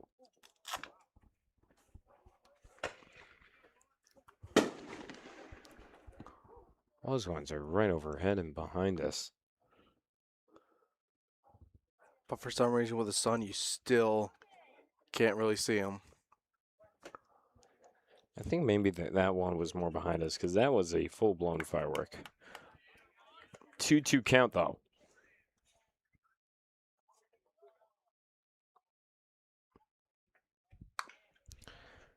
Dribbled over to Marcotte, who stumbles with it and called safe. Stepped off the bag, reaching for it as Marcotte took a little bit of a tumble over himself, collecting the ball, making the throw in one fluid motion. Couldn't get it done. And a base hit for Kyle Vaughn, another one on the day, his second. Leads up to the last man in the batting order, Braden Redmond up to bat. 1 for 1 with a single and a walk. And correction is actually an error on the third baseman, not a base hit. I guess no, that is good catch. Going down as an error against E5.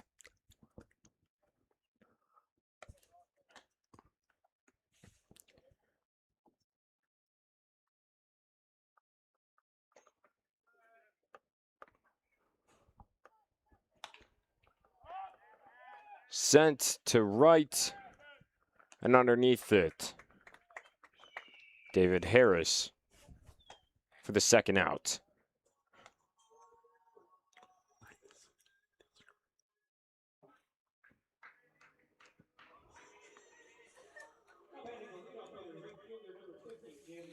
So back to the top of the order we go. Jalen David, it's the fourth go-round. 2 outs. Take strike one looking. Was able to see through my binoculars that I see Eric Woodley out there, but I think it's just more closers. I don't think they're warming up. As that's sent to Marcotte, he'll be able to collect it this time. Jalen David, I think, stumbled out of the box, and that's the third out. So the top of the seventh comes and goes. Bottom of the seventh right around the corner, where the Americans still have a few more chances, but it's dwindling in numbers to tie things up. They've still been held scoreless through 6 entire innings up till this point. And it's that time around where I've got to ask you guys a familiar question. Message from Go Health New York. Has your child been tested for lead? The only way to know if your child has lead poisoning is to get them tested. All children should be tested at ages 1 and 2. Talk to your healthcare provider or the lead poisoning prevention staff from the Genesee County Health Department at 585-344-2580, extension 5555, about a blood lead test for your child today, or for more information on transportation to get tested. And a message from Mental Health Association Wellness on the Go, WNGO, offers mobile mental health supports through Medicaid managed care plans across Niagara and Genesee and Orleans counties. For more information or to make a referral, call us at 585-345-0448.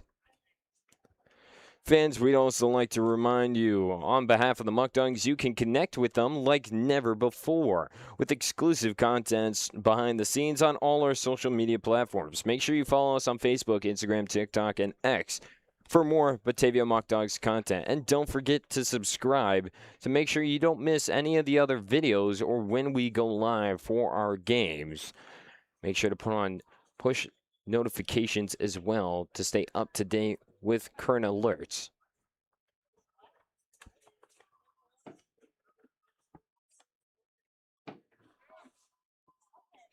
So fireworks stay booming in the bottom of the 7th. The Batavia defense out there and hanging around and still trying to keep things scoreless. Gavin Chandler is in for his 7th inning.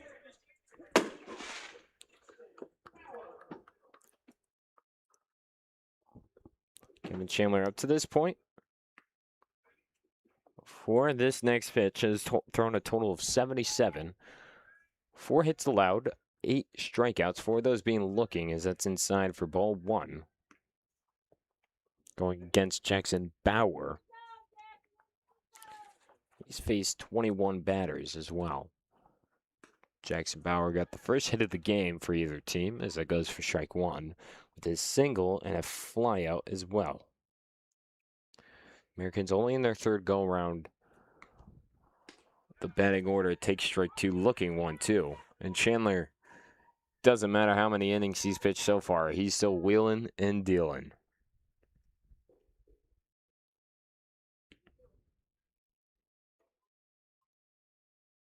One, 2. Slightly low, and it's a 2-2 count.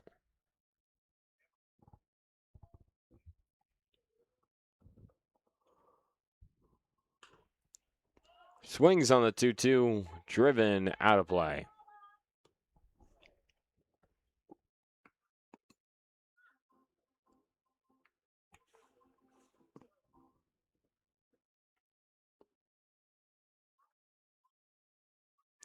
Chandler delivers once, twice, and out to the stands, past them to the parking lot. Fouled off. It's still 2-2.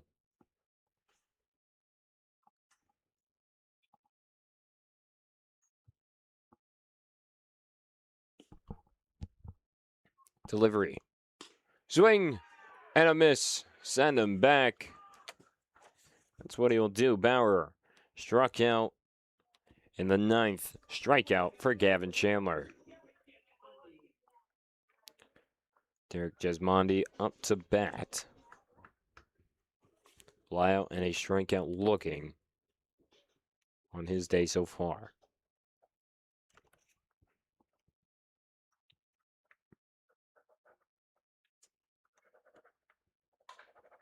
Swings at the first pitch. It's dribbled to Cooper Russell. Scoop and toss. 2 outs just like that in the blink of an eye.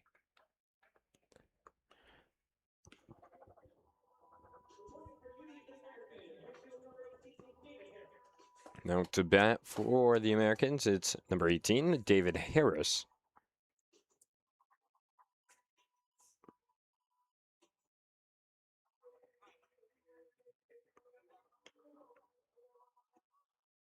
We'll see if things can be kept up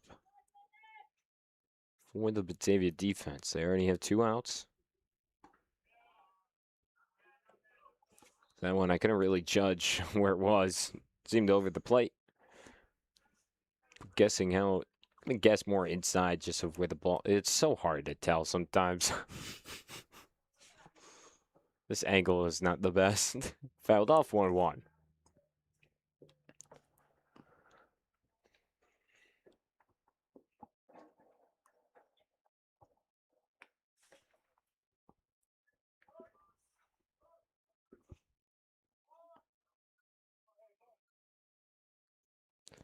A 1-1 count. Now 1-2.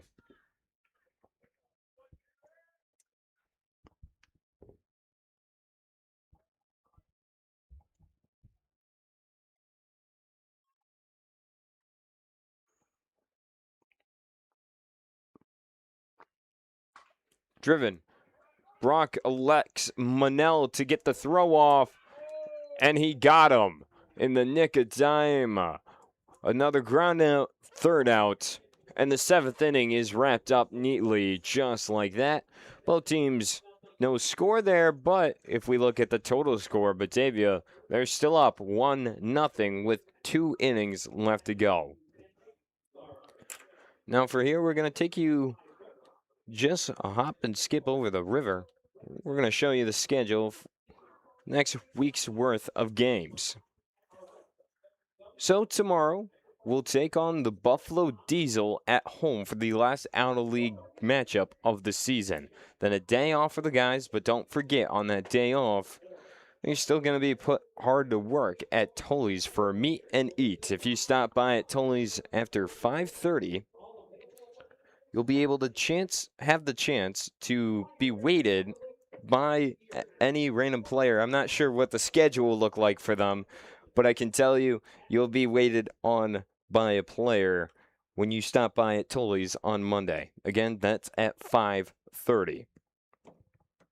But then Tuesday, back to a 13-game stretch, the last longest one of the season. Then we'll start off with a home game against Geneva at 6:30. Then on Wednesday, away at Geneva at 6:30. Thursday will be against Niagara Falls Americans once more at home. Then away at Jamestown at 6:30 as well on Friday. The weekend, that outlook is hosting the Pioneers for another good matchup. Make sure you tune into that one. And then away for the final time, thankfully, against the Niagara Ironbacks.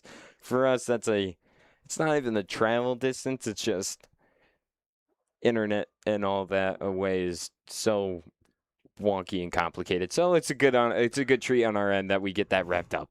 Can't forget about that border patrol too. You know, They don't like you. They don't like. I'm apparently Thomas to them, so we'll take it. We'll take it. Top of the 8th, though. Here we go.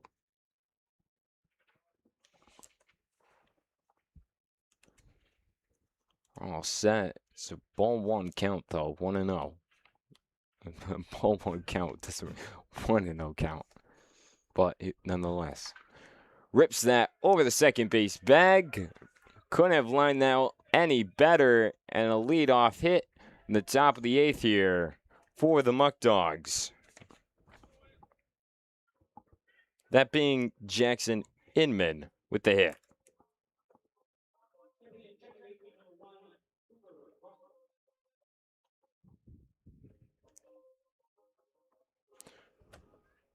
Well, number 1, second baseman Cooper Russell, still in search of his first hit. A walk and 2 flyouts on the day so far.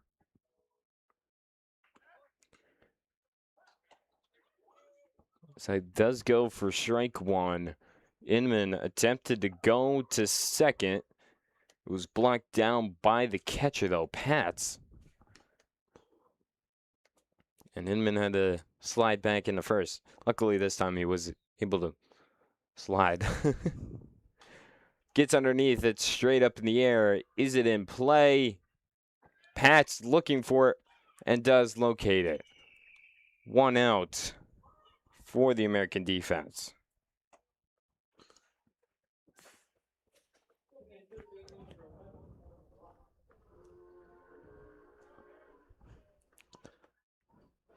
Yeah, right now you can definitely see the big difference when they have that runner in first base. Right now, second baseman's now in the dirt, ready to go, but they are still also leaving that massive gap in between that first and second base line. As first pitch on Brock, called ball 1. We are set and ready to go for the second pitch. 1-0 is inside, 2-0.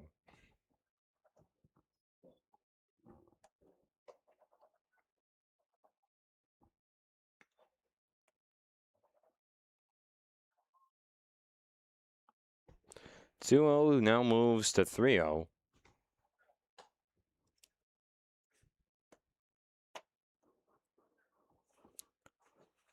See if Evan Brock gets the green light. Delivery. No green light, doesn't swing, and it's strike 1.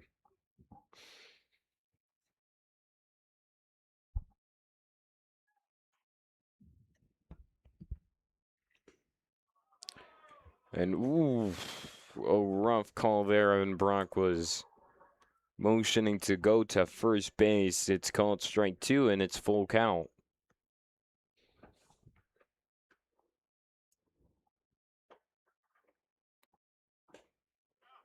And another one where Evan Brock is in total disagreement. Had the bat ready to toss it back and walk over, but he struck out on a cold strike 3. Yeah, two very questionable calls right there. I thought both of them were definitely inside on Brock, but again, the only problem is that we got this angle right here, and it's really too hard to tell where these pitches are ending up after the pitch. Exactly, is 2 outs with Inman over on first for number 20, Glenn Brooks. Lines this right to the second base bag, and unfortunately, the second baseman is right there and ready. Applies the tag and unassisted on the second base bag. Gladfelter with the putout brings an end to the top of the 8th. And the second to last chance for the Americans to at least tie things up, down 1-0. And we'll stay on air for this one as well, Jarrett. We haven't had too much time to talk things over as we've had to go through our normal routine of breaks, but we're back ready. We can talk baseball some more. This scoreboard really tells you the full story. I mean, what's going on though? Well, I think one thing that we never really mentioned is that how Miraz was taking control of the game over Chandler. Miraz was that kind of pitcher that he was definitely quick pitching in that situation, and it forced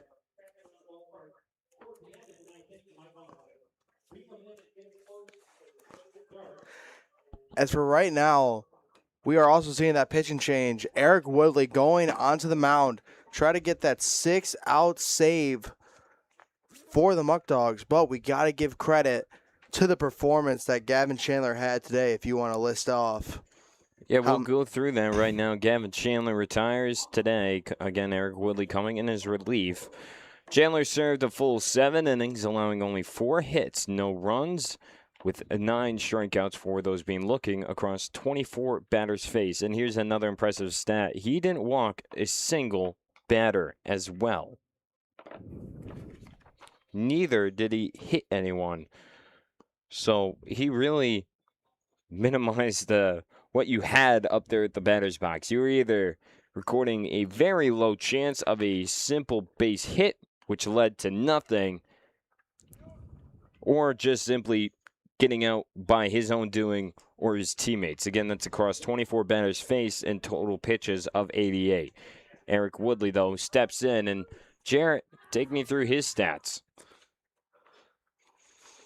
All right, so Woodley right now has made 12 appearances right now. He's won 2 games, lost a game. He has that perfect 0 ERA, the only pitcher now that holds that. In 18 inning pitches, he's only had 7 hits, 2 runs, but none of them are earned, so that's why he's got that perfect ERA as that one popped over to left field. It's Vaughn deep, giving chase, and it hits the wall. Vaughn picks it up, going 3. Is Ganchow. He's going home. It's a late toss. And an inside the park home run. And wow, okay, that's Woodley he messed up in terms of the play on the wall. I don't know, he was very slow in terms of that left field. He thought it was gone. But then when he went to go pick up the ball, he thought he wasn't going home right there. But obviously he had the wheels to go all the way home. And wow, this is obviously, I took a 2-day break for being the in-game host, but this is the 3rd game in a row where you think a dominant pitcher is coming in and something happens very early in his pitching performance. Obviously, in that Niagara Ironbacks game that I didn't do, but I was there. Chandler gave up that early grand slam, and then even the game against the Jamestown Tarpskunks where Beaver went in, another very dominant pitcher. He also gave up a grand slam in that Tarpskunks game, which luckily you just don't see stuff like this happening with these 3 dominant pitchers. unfortunate timing there. A let-up home run against Eric Woodley on his first batter faced. Now up is number 5, Xander Clark, who's got a 1-2 count. That's inside the park home run.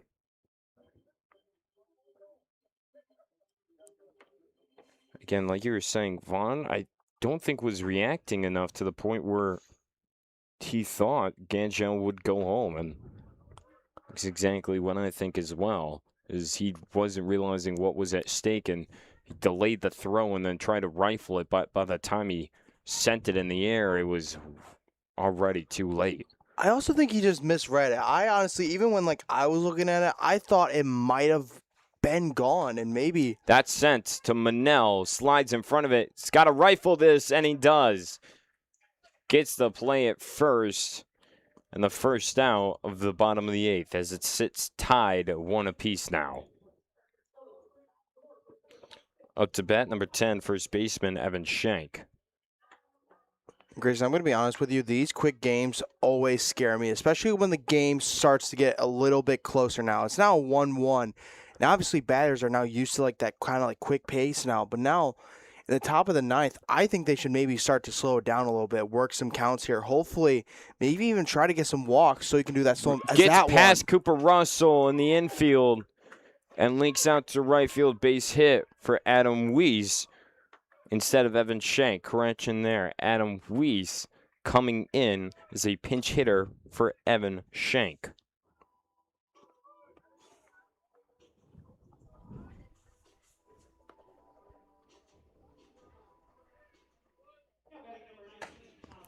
Now to bat number 19, Thomas Marcotte.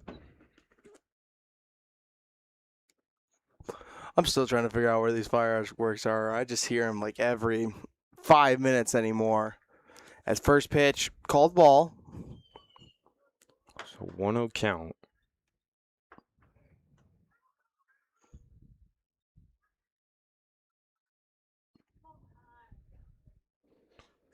So that home runs allowed stat as of recently is a growing threat for the Muckdogs. I will agree with you there.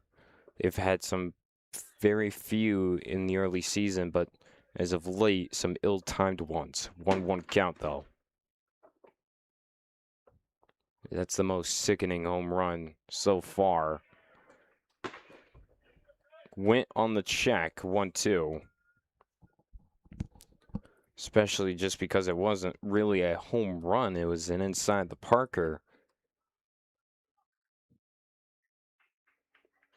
But nonetheless, it's tied up, and we got to move on. 1-2.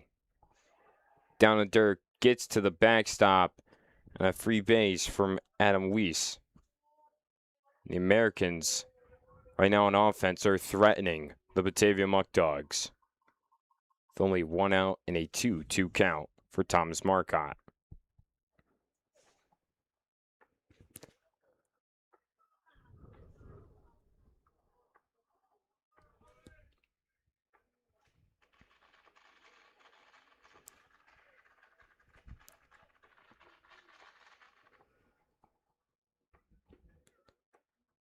Woodley deals the 2-2, swing and a miss. And a strikeout, the first one for Woodley. 2 outs now.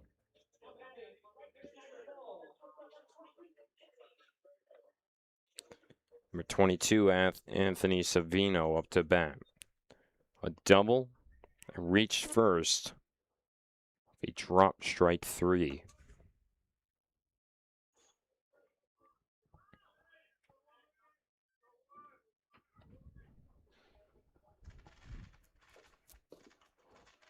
Down low for ball 1.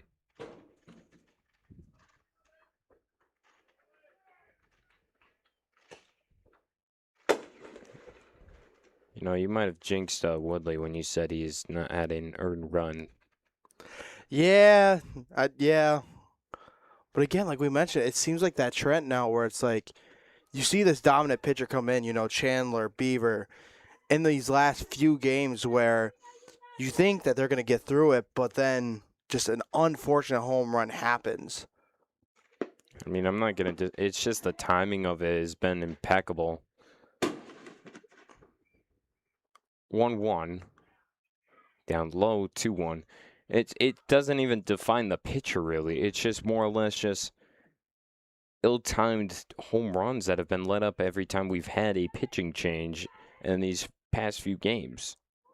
have really been eating at these leads that the Muckdogs have had and made it way closer and a stronger finish, where they've had to rely on more of their bullpen to get them through and to survive those closer battles. And I think that might be starting to wear and tear a little bit more than it should be if these games just closed out at what they were. I want to say these fireworks are also like a factor too. Like constantly just hearing them go off when you're just trying to get into the zone as a pitcher.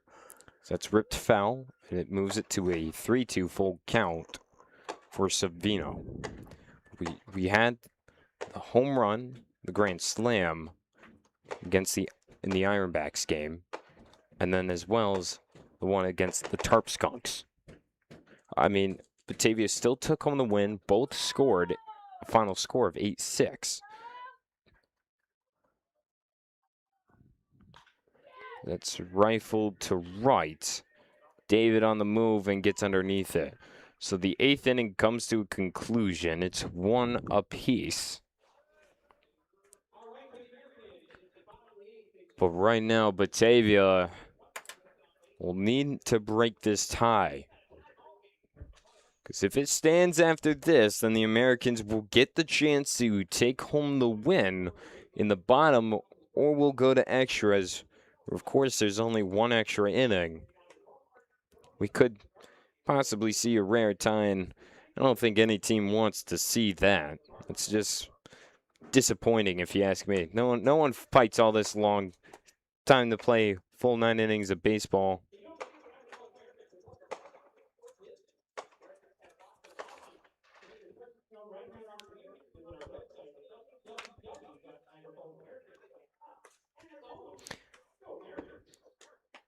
And I don't think anyone's come in today's game with the idea of a tie. And I could tell you, I don't think anyone, now that I'm realizing, anyone out there in the outfield grass, we can see some families have gathered. They know that there's fireworks tonight and they want to see the show.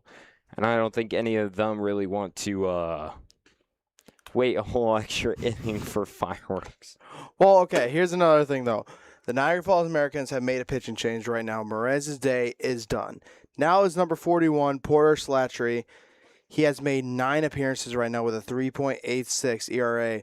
In 16 innings pitched, he's allowed 14 hits, 12 runs, 7 of them being earned, 16 walks, and 14 strikeouts. Obviously, if you're Batavia right now, you just got to get that first man on in an early stage of outs. Because we know the Batavia Muckdogs advantage. They love to steal bases. They love to steal bags. They love to even try to get that bunt attempt in. So, in order to make these situations work, though, you want to have those 0-out situations, or even like those 1-out situations. So then it's something where you can be aggressive, but you still have a little bit of comfort if you make that mistake. We'll see right now. Leading things off, it's number 16, James Quintero. We'll look at Miraz's day as he is relieved back to the dugout.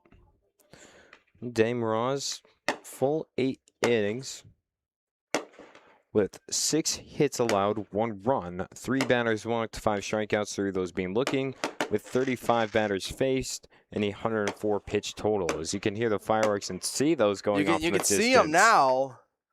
Well, for us at least. They're slightly over to our left in the outfield wall. Within the, I would say, the Little League stadium, as strike 1 and now ball 1 as it goes low, 1-1 count.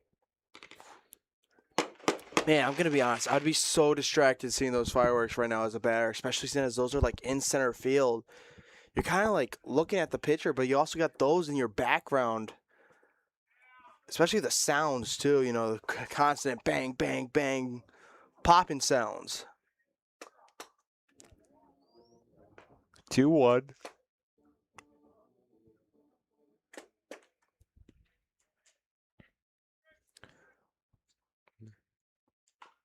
Dribbled to first, it goes foul. A good break for Quintero. That one staying fair could have spelled an easy OUT.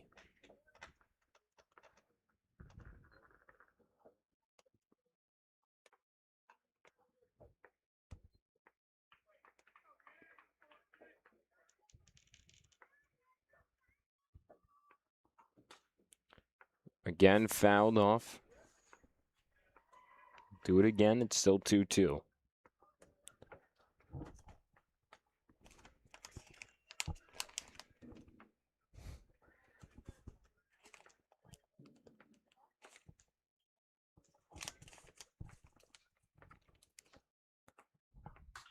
Rips that to center. And a diving snag from the center fielder gets underneath it. Derek Gesmondi launches out and puts a halt to Quintero's run. 1 out now for the Americans defense. Ray Miles Manel back up.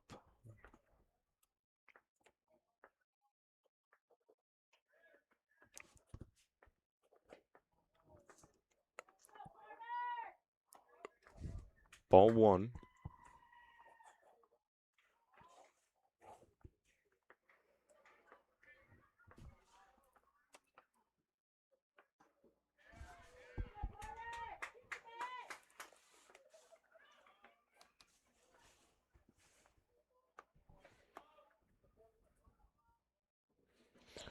Count now moving 2-0.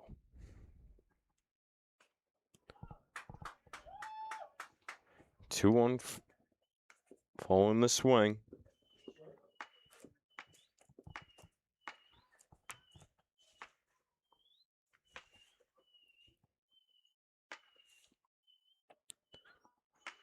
2-1. Fouled off. 2-2.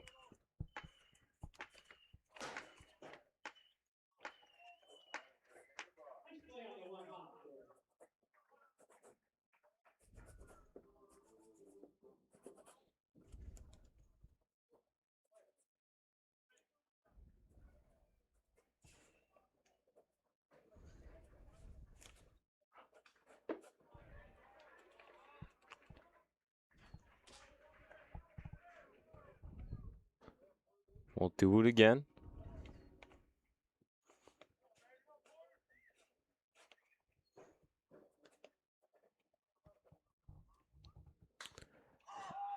Popped up to center. It's shallow. 3 guys in the area and a miscommunication. Works in favor for Manel and gets on base. So 1 man on.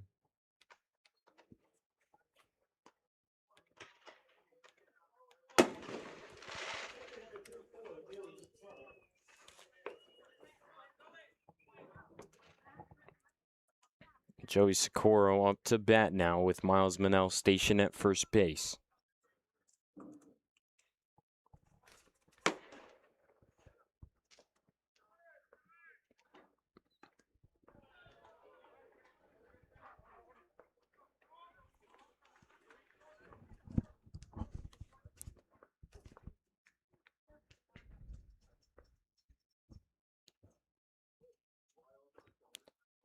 One 0 count for Socorro.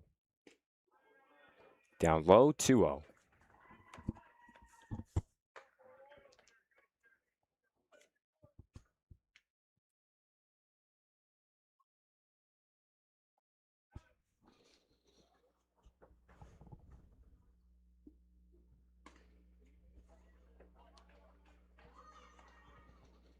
To 1 now.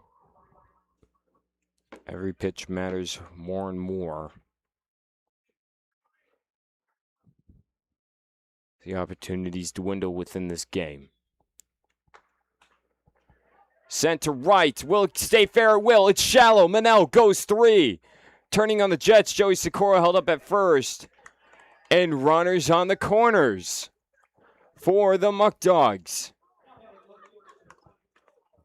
Kyle Vaughn up to bat. He's had a good day so far. You can see the Muckdogs, they're coming out. They're ready to rally behind their guys. So we have a pinch runner, coming in for Joey Socorro over on first. I believe that is number 52, Brian Johnson. And it is.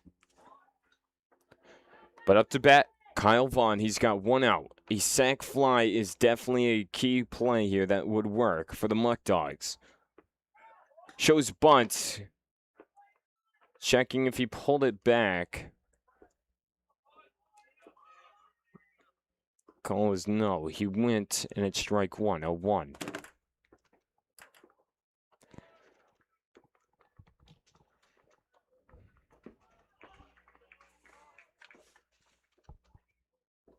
Shows bunt. It's laid down. And he misses the ball. Manel able to slide in home, and the Batavia Muckdogs take the lead 2-1 late in the game. Wow. Right now, we are just not watching Niagara Falls just shoot themselves constantly in the foot with these errors right now. That's just another one. Routine ground ball. I wonder if he just was trying to figure out where he wanted to throw with it. You know, going home, maybe trying to get the out at first, but overthought it, and it just kills him. I mean, the play definitely wouldn't be at home. You can't go first there. You need that out at home to keep things tied. So I think the ball did take a unique bounce right where his glove was, and I think it was that and the combination that he just brought his head up a little too soon. It's simple as that. With not only baseball, but any sport, if you take your eye off the ball, you have a higher chance of missing, as we have a pinch hitter, Jacob Vesco, coming in for Braden Redmond. Vesco won't swing. It's ball 1 downstairs. Yeah, Vesco has played in 10 games. He's starting 8. He's now got a .231 batting average with 26 at-bats, 6 of them being hits, a double, a home run, and then also 3 RBIs. Big at-bat. One of the guys that has constantly been a muck dog for a few years now gets the opportunity to get the job done, as now we got a 2-0 count here with 1 out. 2-0. And again, that will go down as an error against the pitcher.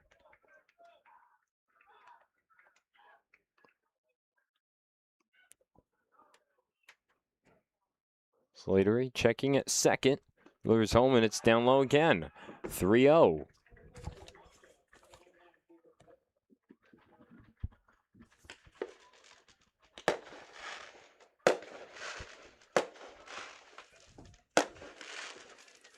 Multiple fireworks going off in the background. Not sure if they hear it, but it's out in center field. You guys can't see it, but I'll tell you what, the batter can.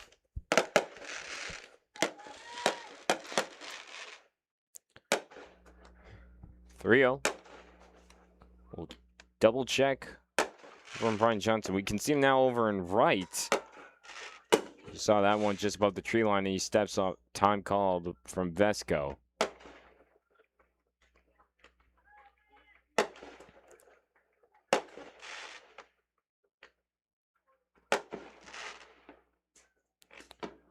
We'll take strike 1 off the 3-0 count. We're going to try to talk over all these fireworks. Just going off constantly, but nothing we can do about it. 4th of July, that's just one of the pastimes with it. 3-1. Driven back to Slatery. Play by the second baseman. Gets the out at 2. And the play at 1. A close call, but called out. And that's a key decision, as Brian Johnson was on his way home. But him being called out brings an end to the top of the 9th. Batavia regains the lead. It's 2-1 when we go to the last chance for the Americans in this close battle. We'll be right back with you guys in just a second.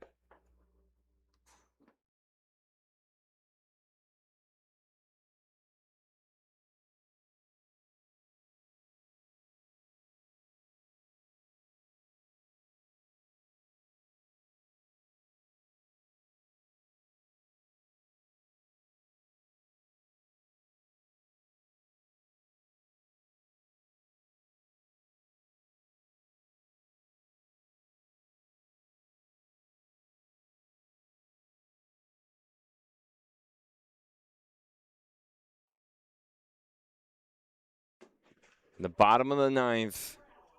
Here we go. Last chance. Eric Woodley is out there on the mound. First earned run of the season going against him just an inning ago with the inside the park home run from Matthew Ganschow, designated hitter for Niagara Falls Americans. But it's a 2-1 score as it stands. And yes, you hear plenty of fireworks in the background. We're going to try to do our best chance to talk over because they're going off left, east, north, south. It doesn't matter. They're everywhere, and we're just trying to talk over everything. But here we go. First pitcher faced is Nick Patz and sends that to center field. Deep center field. Glenn Brooks, a little hesitation before locating it, gets it for the first out. 1 down, 2 to go. Back to the top of the lineup we go.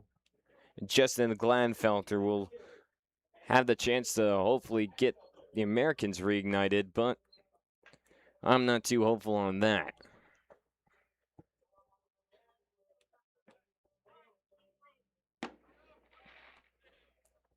Gladfelter struck out in his first at bat, and since then 2 more flyouts, so 0 for 3. Woodley is set to deliver. Ball 1 downstairs.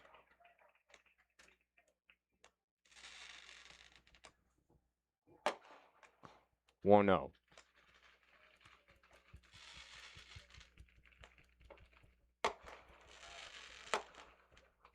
Fouled off, 1-1.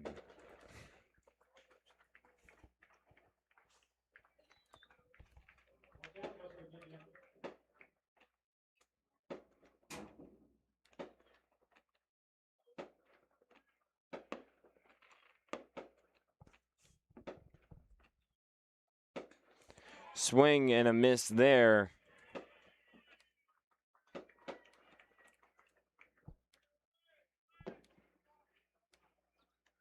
It's now 1-2. Woodley set.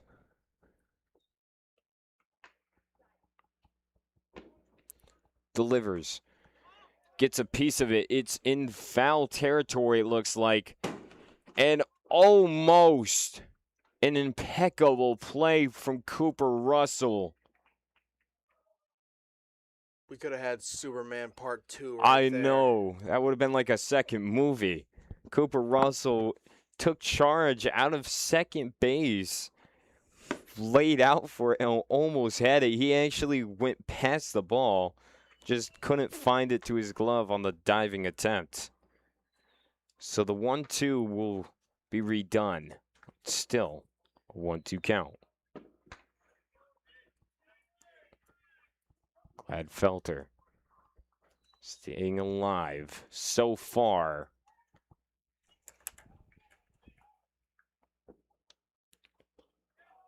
And it's downstairs 2-2.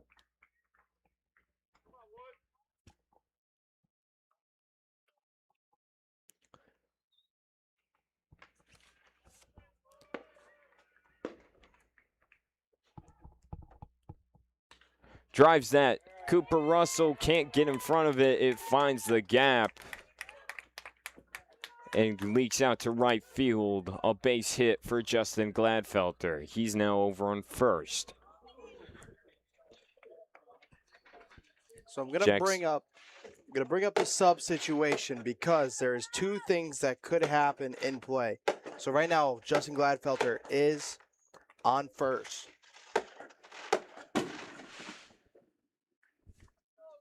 Dominic Zangardi coming in to pinch hit for Jackson Bauer. In the second spot in the lineup. Right. So I was just correcting myself. I'm sorry about that, folks. So Gladfelter right now leads the team. That's whipped to shallow left. It gets down. And another base hit for the Americans. Back-to-back singles, has 2 runners on in first and second with 1 out.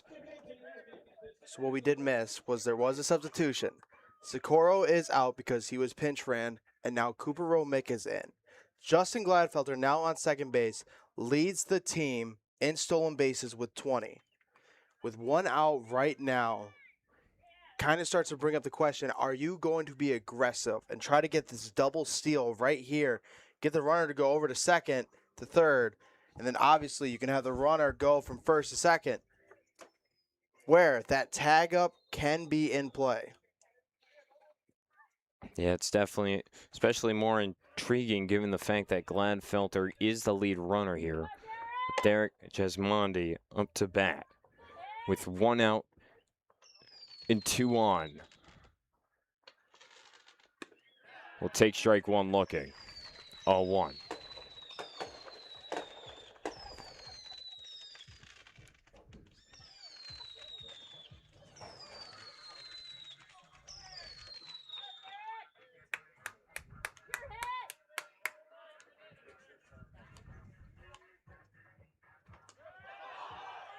Runner going to 3, and they got him. And wow. He got him out at 3, caught him stealing. We talked about it, or you brought it up, Jarrett, and they got him out in a key put out. That's just another big mistake right there. I have no idea what was the call there. I don't know why he went with no pitch, especially that. Man, that is just a costly mistake if you're Niagara. That was an easy toss for Woodley. There's 2 outs now, and off of second base is Gladfelter. Because, like, the other question that I bring up is that he's not a left-handed pitcher. He's a right-handed pitcher. Exactly, that's what I'm saying. He's seeing this happen right now. The only thing I can think of is that maybe he's sleeping, but no, that's a big mistake right there if you're the Niagara Falls Americans. I guess we'll take it, though. 2-1 count with 2 outs now and one of the runners removed. That's Zangardi over on first. And it's a 2-1 count upstairs and inside. 3-1 for Jesmondi. I'm still baffled by that, but again, we got.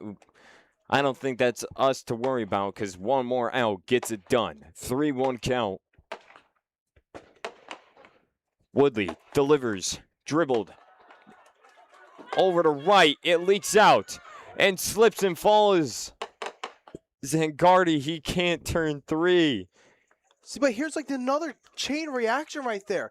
If Gladfelter was still on second right there, he has a very positive opportunity to go all the way home and tie this game up. He definitely would have gotten home. So, I mean, sorry for that lag out.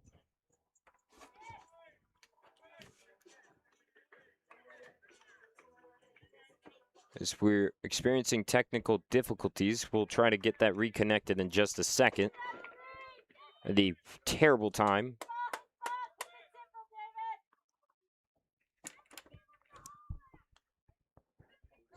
Take you through it. 2 men still on with a fresh count.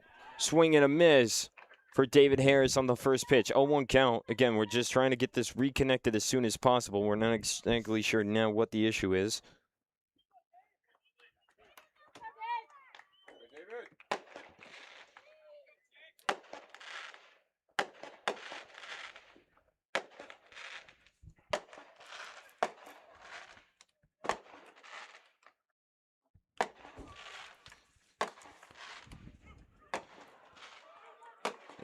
And a put out at first. At the worst ill time trying to work on technology. They get the put out, but they get the win. Batavia Muckdogs hang on 2-1 and get the win. A hit over to second and a put out from Cooper Russell. At the worst timing, though, we lose all connection. Well, that's one way to take breath out of a broadcaster, but it really doesn't matter for us. As at the end of the day, the Batavia Muckdogs take home the win. 2-1 on the road against the Niagara Falls Americans. We'll throw everything we can on the scoreboard if that's still working. but a terrible time to freeze. 2-1 is your final score. Jarrett, take me through what we have left. Yeah, that's just an absolutely great job for Woodley, who once again saves the game for the Batavia Muckdogs. Another just absolutely great pitching performance for Chandler and Woodley, as right now they just got to keep this winning streak going right now. They're obviously trying to keep up that lead with Jamestown and the Auburn Double Days, as both teams are on this win streak right now. And now it just all depends on which team breaks first. Well, an abrupt end for our broadcast, unfortunately enough, on that. But we thank you for joining us on all that. Batavia Muckdogs take home the win 2-1. We thank you for bearing with us through all these terrible technological difficulties we've had in the past few days. We are still, trust me, working on it each and every day, trying to get it done. But all that matters is that the Muckdogs got it done. 2-1, and we still have access to our graphics. So for the time being, we'll take you through the schedule one more time before we sign off. For the schedule, we'll take a look at that. So, upcoming tomorrow versus Buffalo Diesel in the last out-of-league game that starts at 4:05. A day off for the fellas. At 5:30, go to Tully's for a meet and eat. Your players will be your waiters if you want to show up and stop by. Then, 13-game stretch start for the Muckdogs. That starts on Tuesday the 7th versus Geneva here at home. Then away at Geneva on the next day. Thursday, hosting the Americans at home at 6:30, then on Friday at Jamestown. For the weekend, it'll be hosting the Elmira Pioneers in another anticipated matchup, and then for the final time, thankfully for us, going over the border to the Niagara Ironbacks at 6:30 on Sunday.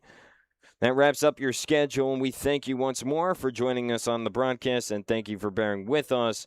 Hope you have a wonderful rest of your day. Happy 4th of July, everyone. And signing off is Grayson Italian color commentator Jarrett Campbell. Happy 4th and good night.